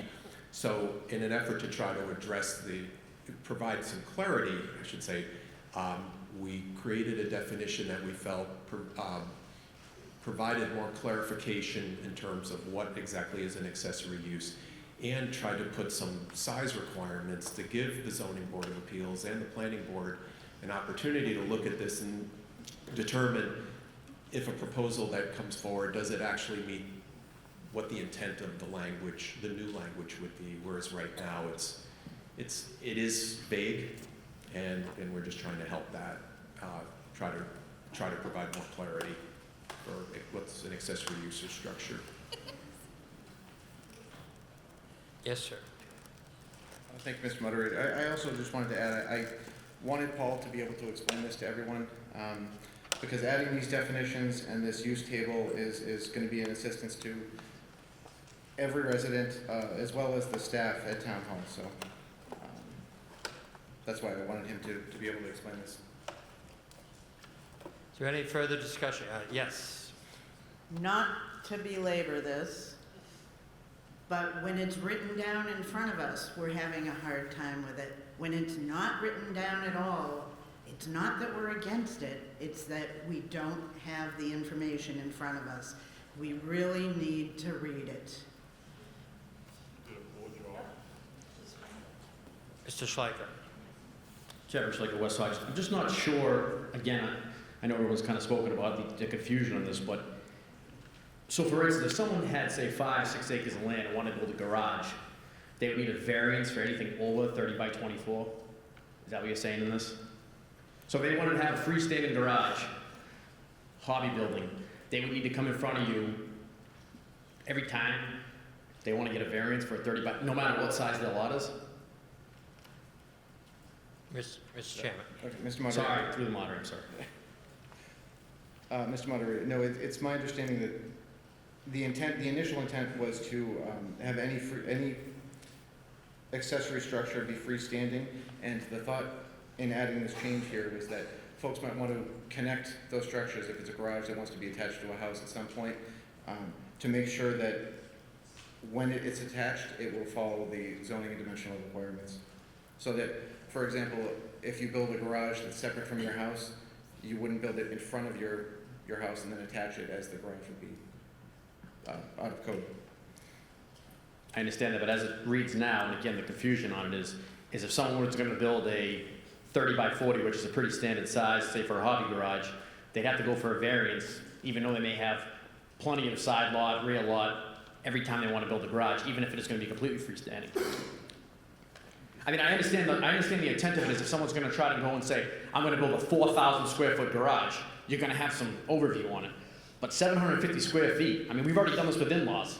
We've cap people at in-laws. Now we're gonna cap them at having a freestanding garage on 30 by 45, or, I mean, I don't even see why we're voting on this next town meeting. This is, somebody's got 5 acres of land, why do we gotta go in front of have a variance for this? So again, as mentioned earlier, building commissioner. Yes. Sorry. So again, we're getting a lot of requests for accessory structures of 5, 6, 7,000 square feet. And usually what happens is these turn into a business in a residential neighborhood. So we're just trying to put the like uses together. Again, building codes are structural and life safety issues. Zoning codes are life, yeah, exactly. We want to put the like uses together, so. Again, I don't want to beat a dead horse, but I'm just saying, then enforce the code for the use of business.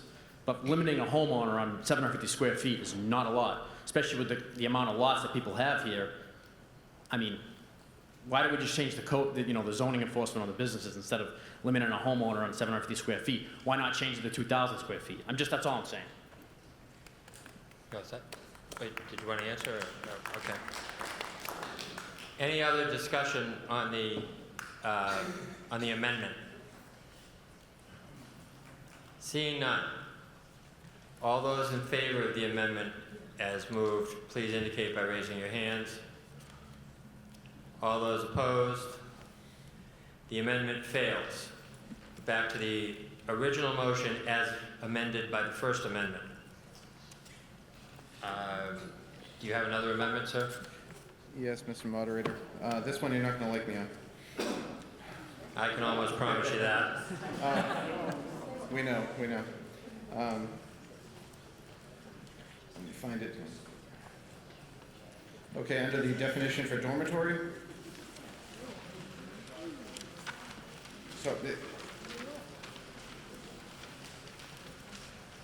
Under the definition for dormitory, it was noted at our last meeting that it wasn't the complete definition as listed under the Mass General Code. So we're not striking anything out, we're just adding to it. This is under C? Or which? Yeah, under C. Oh, no, it's...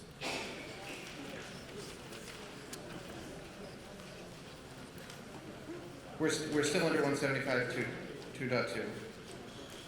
And we're under the definition of dormitory.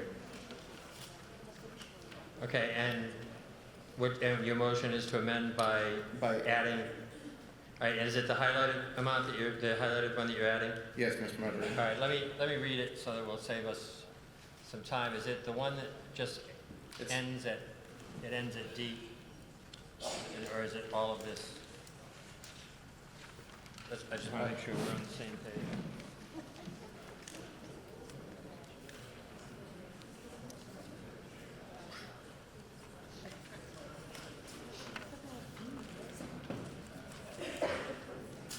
And again, this is to... Okay, the amendment is at C, at the end of C, to add the following wording. No zoning ordinance or bylaw shall regulate or restrict the interior area of a single-family residential building, nor shall any such ordinance or bylaw prohibit, regulate, or restrict the use of land or structures for religious purposes or for educational purposes on land owned or leased by the Commonwealth or any of its agencies, subdivisions, or bodies politic, or by a religious sect or denomination, or by a nonprofit educational corporation, provided, however, that such land or structures may be subject to reasonable regulations concerning the bulk and height of structures and determining yard sizes, lot area, setbacks, open space, parking, and building coverage requirements. I'm sure that's all crystal clear to everyone now. That is the motion. Do we agree that that's the amendment? Mr. Moderator, just give me 1 second. They don't know.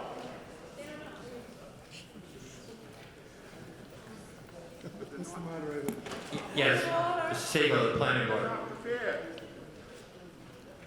This motion was going to be limited to the portion what you just read is just, what happens is the definition of dormitory is very broad. Under statute, they're supposed to be limited to educational and religious purposes. So part of the definition should include that restriction. So the part that you read, limited to what identifies that restriction, is all that is intended to be added. So you don't have a dormitory for any purpose. You want to protect everybody, so it's limited.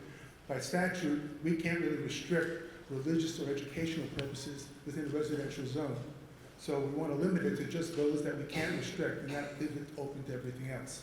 And so what the proposed amendment was supposed to read, the definition of dormitory is limited to the use of land and structures for religious purposes or for educational purposes on land owned or leased by the Commonwealth or by its agencies or subsidiaries or bodies of politics or by religious sects or denominations or by a non-profit educational corporation.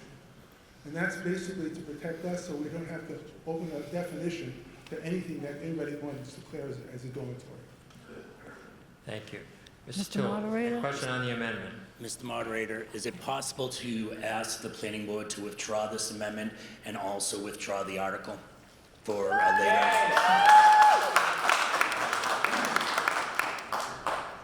I think the planning board would have trouble doing that, Mr. Toole, because the article was moved by a vote of the planning board, and they're not in a convened meeting right now, so they have no authority or means by which they could enact that, so they're stuck following through the voted will of the planning board. But I'm going to tell, it doesn't have anything to do with this, but I'm going to tell you right now, and I'm going to tell everybody in the room and everybody in the town, we don't have a bylaw that says it, but for as long as I'm moderator from now on, any town board that brings an amendment to town meeting had better have that amendment in writing to pass out to people, or I will not allow it to be voted on. That's going forward. But we're stuck with this problem right now. And unfortunately, the planning board, I don't think, has the authority, even if they wanted to, I don't think they have the authority to pull their motion. Can I, at point of order, can I ask another question? Mr. Sure. Moderator? Is there a way to approve this or move on this amendment and then call the question? Can you advise us on how to do that? So without going through every section? Right now, well, listen, we just voted on the amendment, right? So the amendment is done, so we're back to the main motion. I believe he's going to have an additional amendment. I can't allow you to call the question because you just spoke to the amendment, and I can't allow someone, if you had not spoken to the question and you just got up and simply moved it, then I would have been able to recognize Mr. Moderator? Mr. DeLuca. Mr. Moderator, can we move the question since nobody understands what's it all about anyway? Is there a second?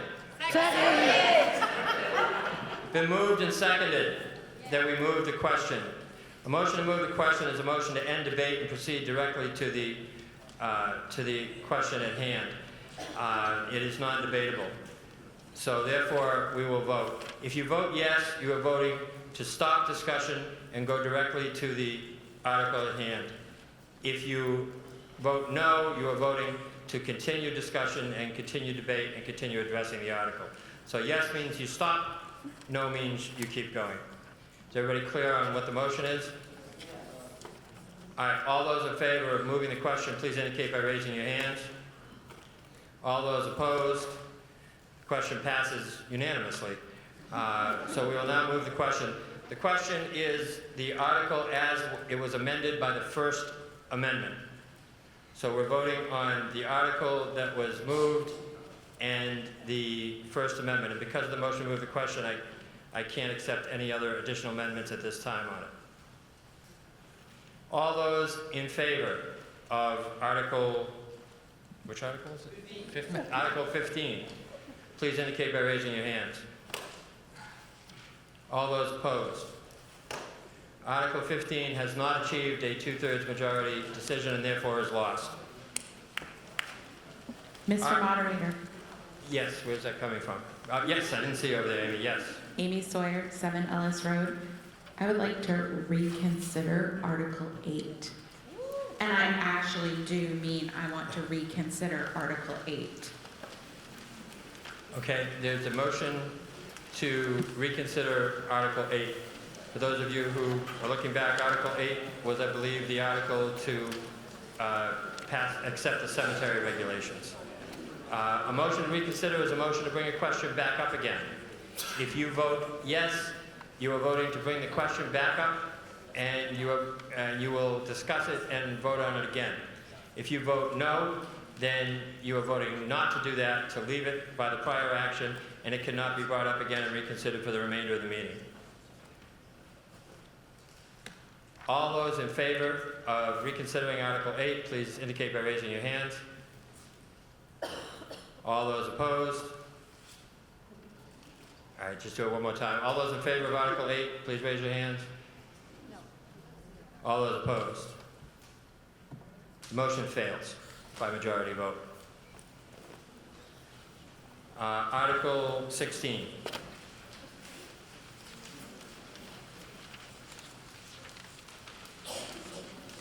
Article 16.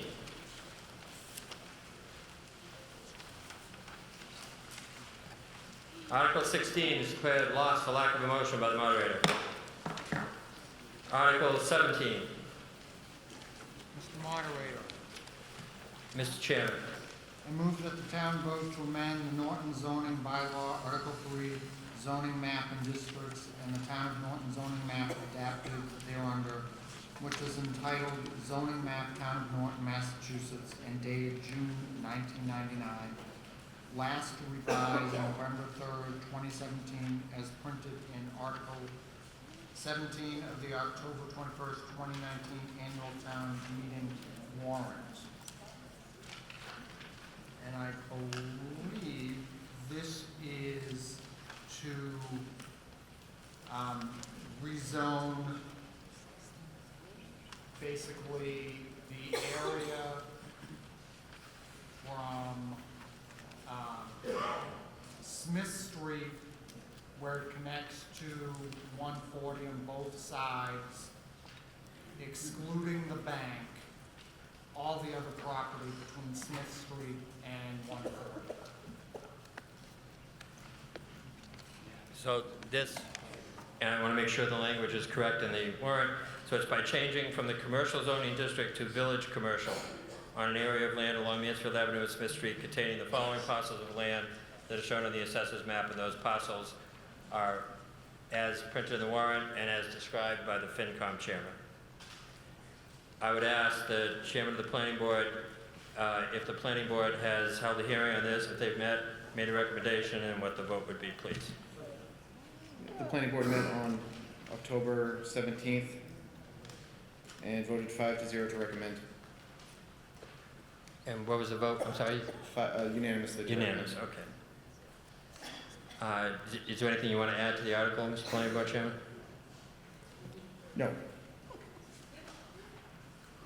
Any discussion on Article 17?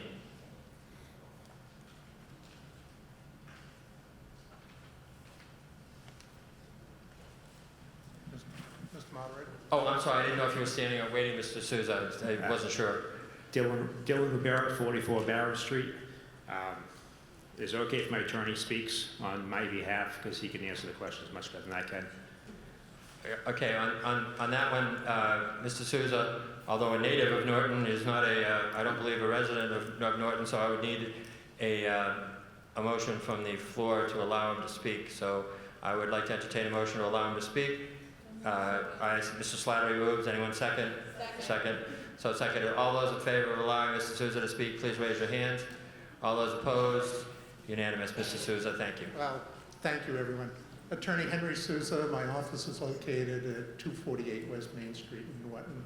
I assisted Mr. Rivero with this particular petition.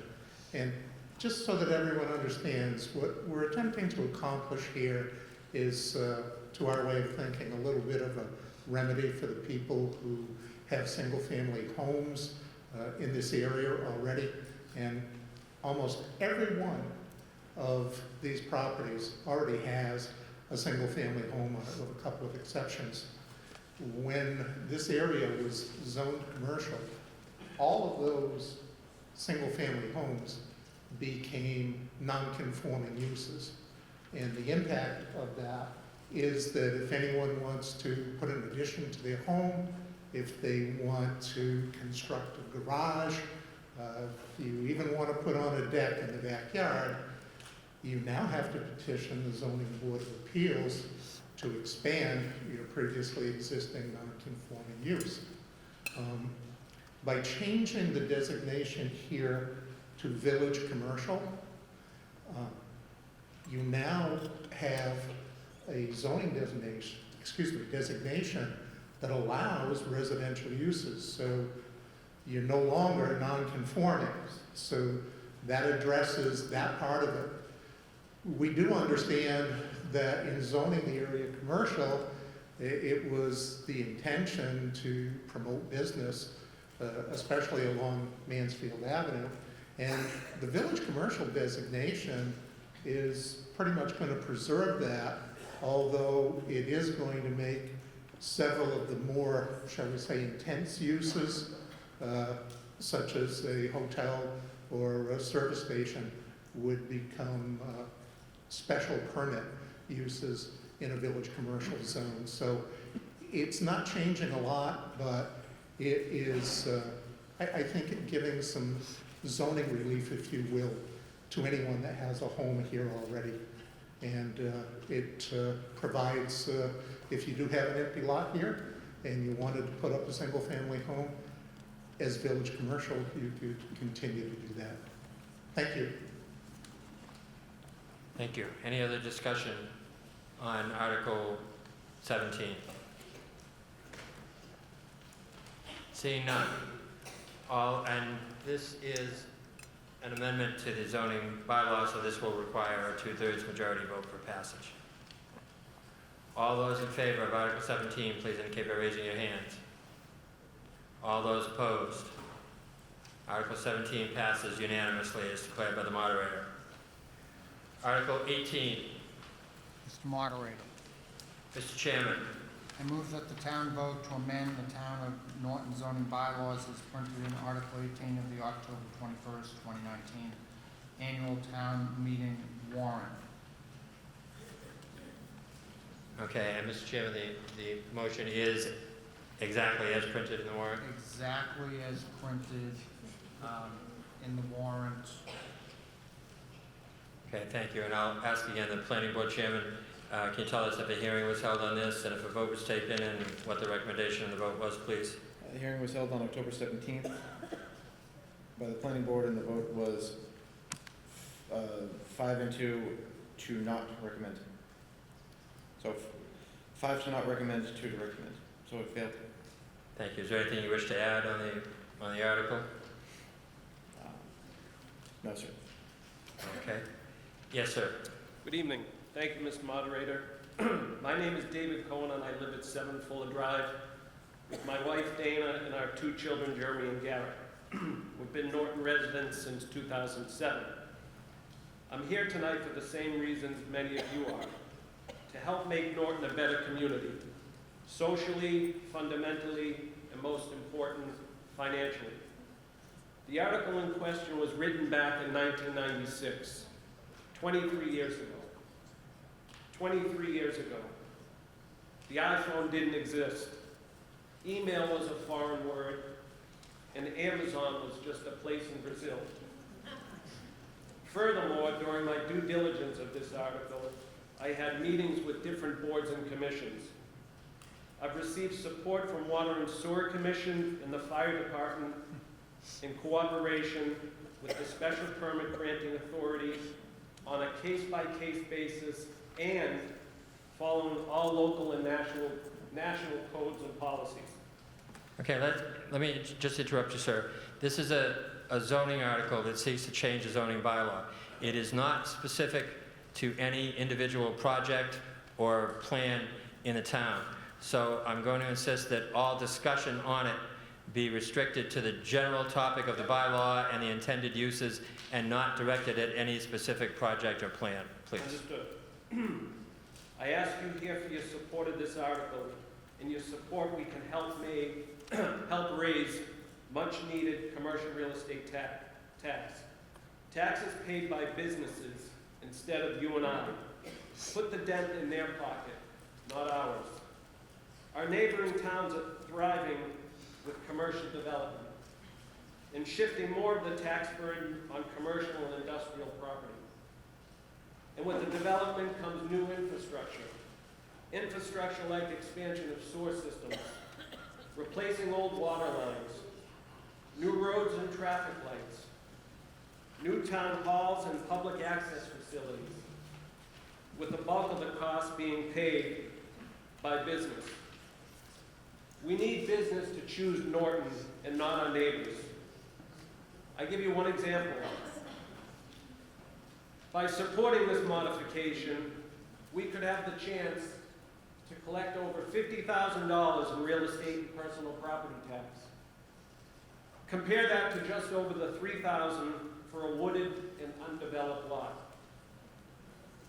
Help get the stabilization fund up to 5%. Another example with your support could result in the creation of approximately 15 full-time jobs with benefits and 20 part-time jobs. Again, I'm going to ask, please, sir, that we not refer to any specific project or specific plan that generates specific jobs. We're talking about the zoning only here and nothing else. Okay, understood.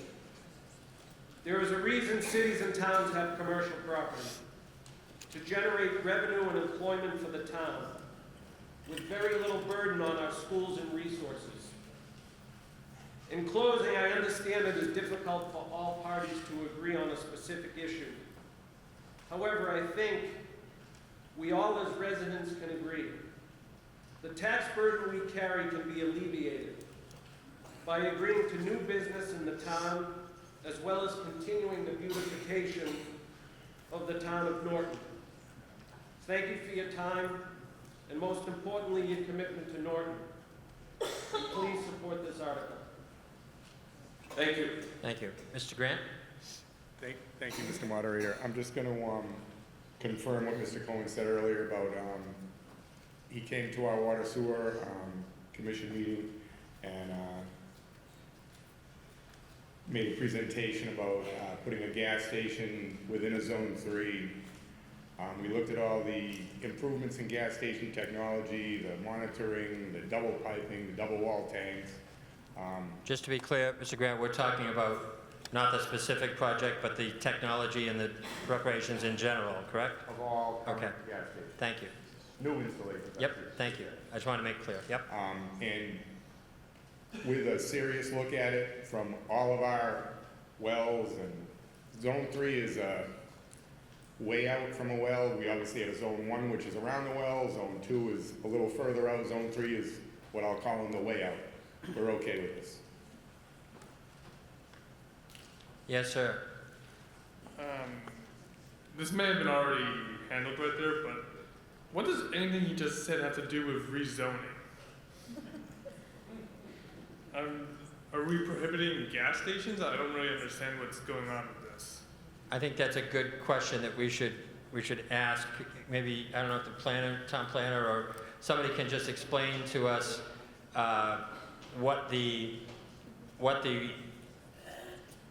effect of having this thing, what it allows, what is currently allowed now, what is not allowed, and how this would change, what zone it would change.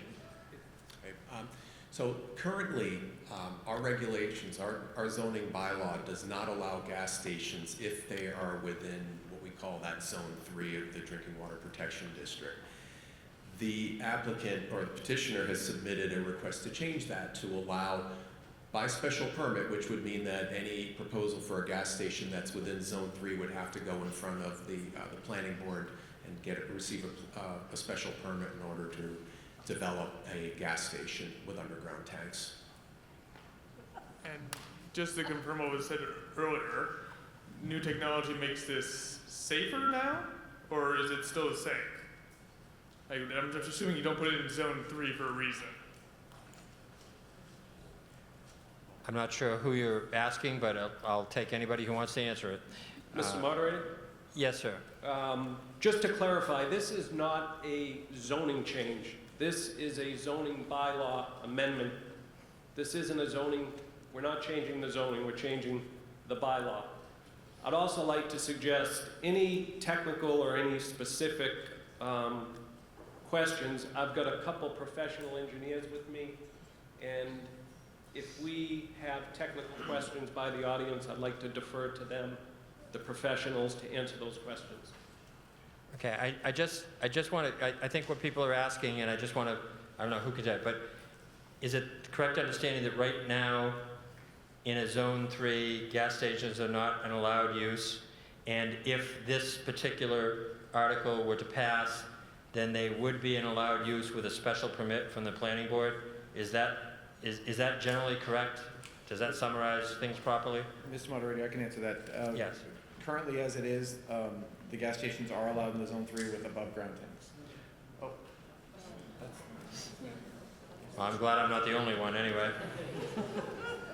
So I think what the people are asking is what is different if we accept this bylaw than if we don't accept it?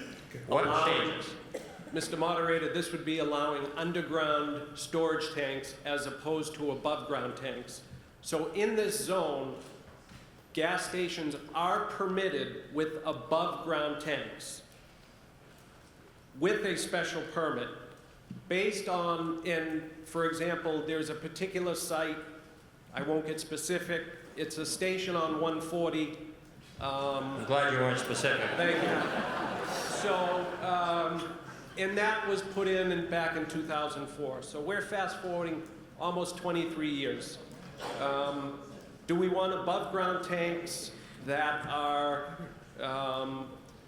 they're not aesthetically pleasing, they're susceptible to some nut, either to drive into them or damage them? This is just allowing us to put underground tanks, whether it's water, fuel, anything, underground with regulations by fire department, water department, and planning board. Okay, Mr. Siegel, is that basically correct? Or can you give us a... Yes, thank you, Mr. Moderator. Just so you understand, this zoning, we're talking about a water protection zone. That has a Zone 1, Zone 2, and Zone 3. Zone 1 is the wellhead itself. Zone 2 is an area around 400 feet around that well. And Zone 3 goes out beyond it. Zone 3 is determined by the topography of the town. So they try to find out, because what happens is Zone 3, the surface and subsurface water from Zone 3 feeds Zone 2, which is basically the source of our wells. So in some cases, that's pretty widespread, but that's what basically is Zone 3. It's not mandated by the state, but we can do it in our bylaws. It's part of our bylaws. Now, I'm a member of the planning board. The planning board did not make a specific decision and findings on this, but speaking for myself, I can give you my reasons for voting against it. If you look at the bylaw itself, it says they want to meet the DEP standard to minimize contamination and adverse effects. Excuse me 1 minute, Mr. Siegel. I just want to make sure I didn't screw up. Did I ask for a report for the planning board on this article? I did ask for, right? No, I don't think I did. So I apologize for interrupting you, but I just want to make sure I don't mess up. So did the planning board hold a hearing on this? I did? Okay. All right, 5-2 again. All right, so I did. All right, so I didn't screw up. I just want to make sure. I'm sorry, Mr. Siegel. I'm sorry for interrupting you. It's been a while. Basically, they're seeking to minimize contamination. The Department of Environmental Protection, 2018, published a summary of information on underground storage tanks, which provided the percentage of underground storage tank systems in significant operation compliance with release detention and release prevention requirements is 48%. There is a lot, we heard a lot of technical information relative to one particular site. And I don't doubt that the requirements have become more sophisticated. They went from a single insulated tank to a double insulated tank. But that we're talking about not one source, not one tenant, we're talking about a whole zone. So we don't know who else is going into the zone and what they're going to be putting into those tanks and how they're going to monitor those tanks. One of the other articles that came up at our hearing was an article entitled Small spills at gas stations could cause significant public health risks over time. This was in Johns Hopkins in 2014. It was a new study suggested that drops of fuel spilled at gas stations, which occur frequently with fill-ups, could cumulatively be causing long-term environmental damage to soil and groundwater in residential areas in close proximity. Just to clarify one thing, in this zone, the permitted uses are very specific, and they relate to things such as conservation, outdoor recreation, foot and bike paths, maintenance and repair of existing structures subject to prohibited uses and special permit, residential uses subject to special permit, and farming. Gasoline is a prohibited use. It's not allowed with anything else, it's prohibited. There's another provision in the bylaw that says for other uses, they also allow for above ground storage. There's no underground storage allowed. So it's twofold. One, they don't allow gasolines, and they don't allow underground storage. One of the other things that we looked at was also the fact that right now, I believe our wells are being tested. We don't know where those wells are going to end up. So we're concerned, or I was concerned in particular, that we're taking the whole zone. The applicant is very focused on his particular property, but I'd suggest that this zone extends beyond that particular property. And we don't know who those developers are going to be. We don't know what their history is going to be, whether they're as financially responsible as a particular developer. The other thing that we also noted was this town just paid for a village center plan that was produced in June of 2019. The planning board endorsed that plan, finding that the plan provided a viable path forward and recognizing the plan would be a valuable resource for the upcoming update of the master plan. Hello, we just started doing the master plan. The master plan is to take a look at holistically at everything else and not try to modify our zoning bylaws because we now have a tenant who's going to pay some rent and pay some taxes. The whole idea, and we have the momentum behind us, is the village plan and the master plan to look at this town holistically. I'm not saying that the zone 3 doesn't deserve to be, we still need it. Maybe we don't, but I certainly wouldn't start with the most prohibited use. There are other uses that I'd certainly expand zone 3 to allow before it start with gasoline. And then I would just also point out, we had, the planning board has been dealing with solar farms. And that has a very interesting, we just amended that bylaw several times. Okay, can we wrap it up and can we stick to the subject under discussion? I would just note that that bylaw has a decommissioning provision, which requires the applicant to basically pay a surety up front to pay the cost of the town for removing it. Now, I'm sure, Reed Bart, when they went in and had the state of the art, I'm sure they were fine. I'm sure every town agency signed off on them. And now we're looking at having to remove it at our cost. So if anything, if they were looking at this to move it forward, I would certainly, in a zone that's a water situation which this town has plenty problems with, that we at least look at a cost, including the cost of decommissioning, and have them pay for that up front. Thank you. Thank you. Yes, ma'am. Cheryl Senior, Reservoir Street. Would you repeat what the vote was? Was it 5-4 or against? Mr. Moderator, the vote was 5-2 against. It was against? Yes. So the general reasons, I mean, we understand specifically what this gentleman's reasons for voting no were, but if you were to say it in a sentence, was it because it was taking the teeth out of the protections of the water, or? Yes. Mr. Moderator, there were quite a few reasons given. I gave the rest of the members of the board an opportunity to explain their reasoning as to voting no. The majority was a concern about the water quality, as well as not knowing the full impacts of the proposed amendment, not having the proposed amendment conducted in a collaborative and comprehensive manner prior to submittal, and as well as the village center plan recommends prohibiting gas stations in this area, and the Zone 3 area will change if the wells are relocated, as well as a concern about leaks. Thank you. I'd like to say that I wouldn't support it. Yes, ma'am. Janine Simmons, 15 Massasoit Avenue.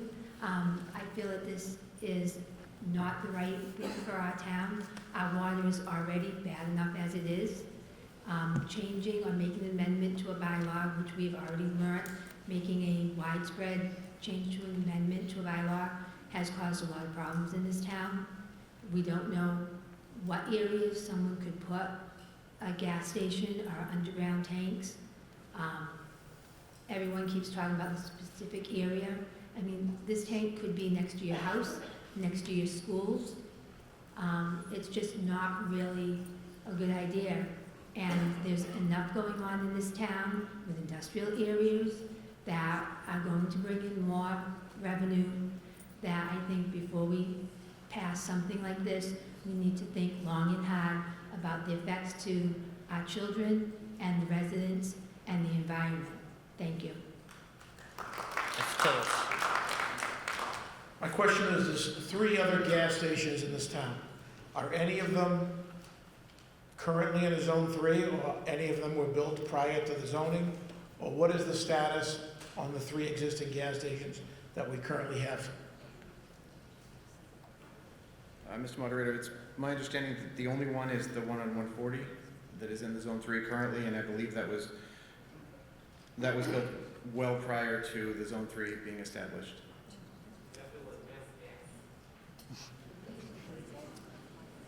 So, so there is one that's in a zone that is currently Zone 3, is that what you said? Yeah, Mr. Moderator, to reiterate, there is one currently in Zone 3. Okay. And it's the one on Route 140. Okay. And it was built prior to the Zone 3 being established. Mr. Kimball. Okay. Then we'll go back to Ms. Echo, and then we'll go back to... But in addition to that, there was a contamination problem over in this particular property, and the town... Mr. Kimball, we're not talking about a particular property. We're talking about rezoning. We're talking about a gas station area in Zone 3. Prior to zoning, 1996, we changed the zoning in town to allow above-ground storage tanks only in Zone 3, which, by the way, the DEP doesn't regulate. They regulate only Zone 1 and 2. So we have Zone 3, we have a gas station already there, has a problem. He's ordered to replace the tanks. Now we have a bylaw we established in 1996 that said everything had to be above ground. And for whatever reason, in 2004, we allowed this gas station to put in new tanks below ground. So we already have the problem, it's already here. So this article is really a question as to whether or not we want to allow special permit for above ground tanks. This is, right now, a person can do that, anyone can do it. The question we're supposed to be asking tonight is, instead of having it above ground, do we want to have it underground? That's the real question here. So what we are required to have, if someone under special permit today can open a gas station in Zone 3 with above ground tanks. That's allowed. So we need to ask the question, do we want to put it above ground or allow it to go below ground? My personal feeling is it should go below ground, because I think it's more safeguards. The technology has changed. I was on the Board of Selectmen in 1996. We were paranoid back then about the fact, and Mr. Gavale was with me, we were concerned about some of the issues of, we had a Zone 3 we adopted. We were concerned about gas stations, and we said, let's make it tough, because under today's regulations, they didn't have the technology that we have today to protect above-ground tanks. If an above-ground tank is leaking, you know it's leaking. You can see it. Today, they have the technology and the alarm systems that is monitored by the DEP. They have a number of issues that they have to address and follow. You've got the fire department. They have a whole bunch of regulations that have to be controlled and followed by the fire department. You've got the building commissioner who has to regulate and inspect. You've got Board of Health, I'm sure it has something to do with it too. There are regulations in place along with alarm systems required to monitor these systems. So, long story short, we already have a Zone 3 gas station. The question is, where do we want to put the tanks? We want to leave them above ground, or we want to put them below ground. Because by right, by special permit, they are allowed. Okay, I'm going to Mr. Eckel, then Ms. Cohen, and then back to the planning board chair. Walter Eichel, 137 Pine Street, also a member of the Finance Committee. As the warrant mentions, the Finance Committee heard this similar information to the Planning Board, and we came to a different conclusion. We actually moved to recommend this article based on what we did here in over a couple meetings and a significant amount of discussion that all happened before this meeting. So I'd like to remind people that we're amending a law that was written a long time ago before the technology as it exists today. So we have to temper the fears that we see in this gas tank with what we know about the technology about storage of gas tanks. It was also mentioned that we don't know who the future applicants will be. And that sounds scary as well. But in fact, we do, because we still have the special permit process. Nobody's going to sneak a tank in without the planning board, the finance committee, and the board of selectmen knowing what's going in the ground. So we have a lot of protections, even with this slight loosening of the agreement of the bylaw. We still have a significant number of protections in place and a significant number of steps that need to be achieved before a new tank goes in the ground. So I'd like to remind people that there's plenty of reasons to support this article, and if anybody would like to discuss that, I have a lot of information from meetings that we've had before this one. Thank you. Mr. Cohen. Yes, just in closing, I heard a statistic about the number of tanks and the percentage of tanks. I'd like to bring up a professional that I have here that can actually talk to statistics and provide a little bit more information on what the reliability is of today's systems. In addition, we can still put a gas station in at these particular sites. The question is, do we want above ground tanks or do we want below ground tanks? The way the bylaw is written today, we can install and build a gas station and convenience store with above ground tanks. So please keep that in mind. Okay, can I ask the name of the gentleman and his affiliation that wishes to speak? John Marchand, Farland Corp. What was it, Corp? Farland Corp. Okay, we have Mr. Marchand who has technical information that he wishes to share with the meeting. It's up to the meeting. Is there a motion to allow the gentleman to speak? A motion and a second. Okay, all those in favor of allowing the gentleman to speak, please raise your hand. All those opposed, motion passes. The gentleman will be allowed to speak. Thank you. I believe the member of the planning board had mentioned a statistic that somewhere under 50% of the existing underground storage tanks in Massachusetts are not in compliance. Could I ask you to talk just a little closer to that microphone, Sure. sir? The statistics don't demonstrate which kinds of tanks were not in compliance, if they're the newer state-of-the-art tanks that are the double-wall fiberglass reinforced tanks, or if they're the old steel tanks, single-wall tanks that would be more susceptible to leaking. We've done gasoline station designs for several gas vendors. One of the vendors I spoke to, I asked them what their information was regarding any leaks with these new double-wall fiberglass tanks. And this company has almost 200 stores in Massachusetts. They don't have any record of any material release resulting from these new double-wall fiberglass tanks. Okay, thank you, sir. Chairman of Planning Board. Thank you, Mr. Moderator. I just wanted to reiterate that the planning board did get a very extensive presentation by the engineer, very thorough and extensive prior to this meeting. And I think there's a little confusion. I just want to make sure it's clear that either way, it would still have to come before the planning board, whether it was an above-ground tank or below ground if this passes. So I just want to make that distinction to make sure it's clear. Yes, sir. Jeff Luciano, 6 Buddhist Drive. I'd like to move the question. Okay, I'll accept the motion to move the question. First, is there any other discussion? Was there any planned discussion? But you know what? Seeing no hands, we're going to move to the vote, and I'll keep your motion in abeyance, Mr. Luciano. Seeing no hands, we'll move to the vote. I will tell people that this is an amendment to the zoning bylaw, and thus requires a 2/3 majority vote in order to pass. All those in favor of Article 18, please indicate by raising your hands. All those opposed? Oh boy. Let's do that one more time. All those in favor of Article 18, please raise your hands.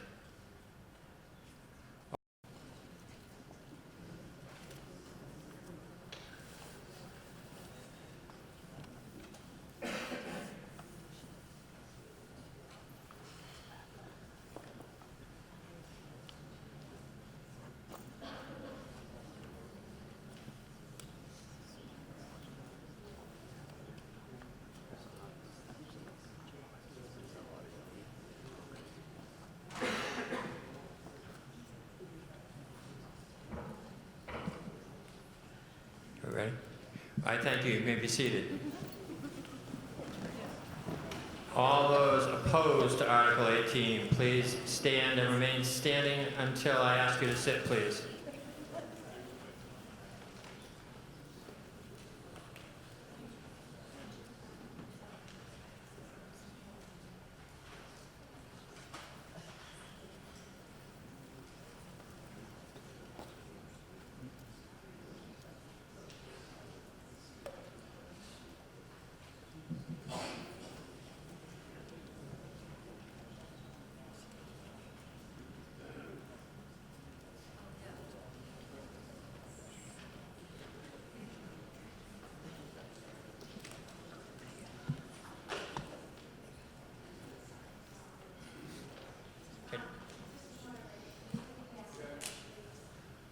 Okay, we'll do the entire vote over again. There's apparently some discrepancy.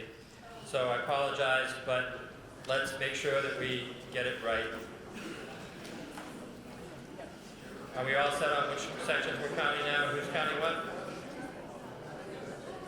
All right, all those in favor of Article 18, please rise and remain standing until I ask you to sit.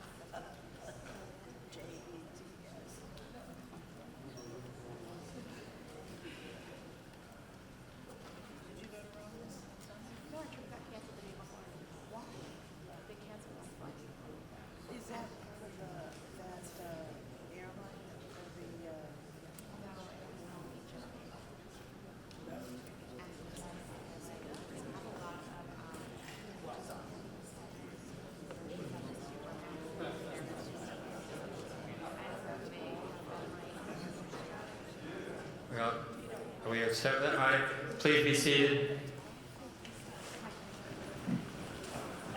All those in opposition to Article 18, please stand and remain standing until I ask you to sit, please.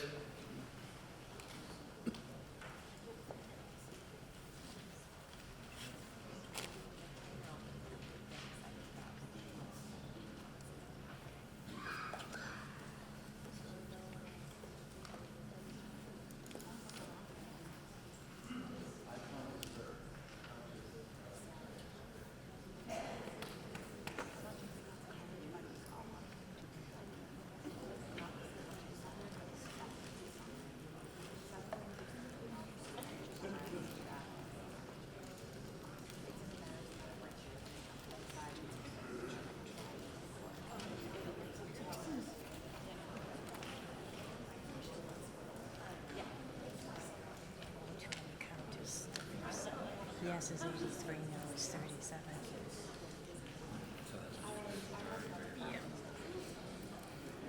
All right, ladies and gentlemen, please be seated. Thank you.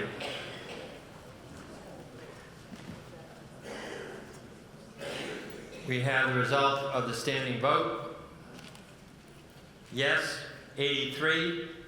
No, 37. A two-thirds majority having been reached, Article 18 is declared passed by a two-thirds vote by the moderator. Article 19.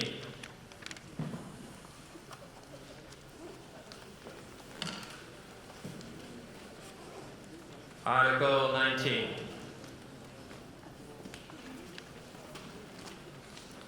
Article 19 is declared lost to lack of a motion by the moderator.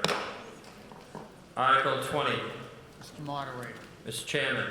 I move that the town vote to transfer the amount of $95,000 from free cash to the other post-employment benefits liability trust fund established to cover the unfunded actuarial liability for retirees, healthcare, and life insurance benefits.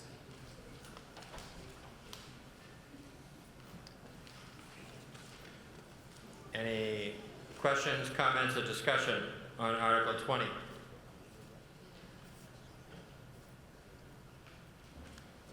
Seeing none. All those in favor of Article 20, please indicate by raising your hands. All those opposed? Article 20 passes by unanimous vote as declared by the moderator. Article 21. Mr. Moderator, Mr. Chairman. I move that the town vote to transfer the amount of $418,181 from free cash to the Stabilization Fund in accordance with General Law, Chapter 40, Subchapter 5B. Any questions, comments, or discussion on Article 21? Seeing none. Seeing none, I declare the annual town meeting to be adjourned.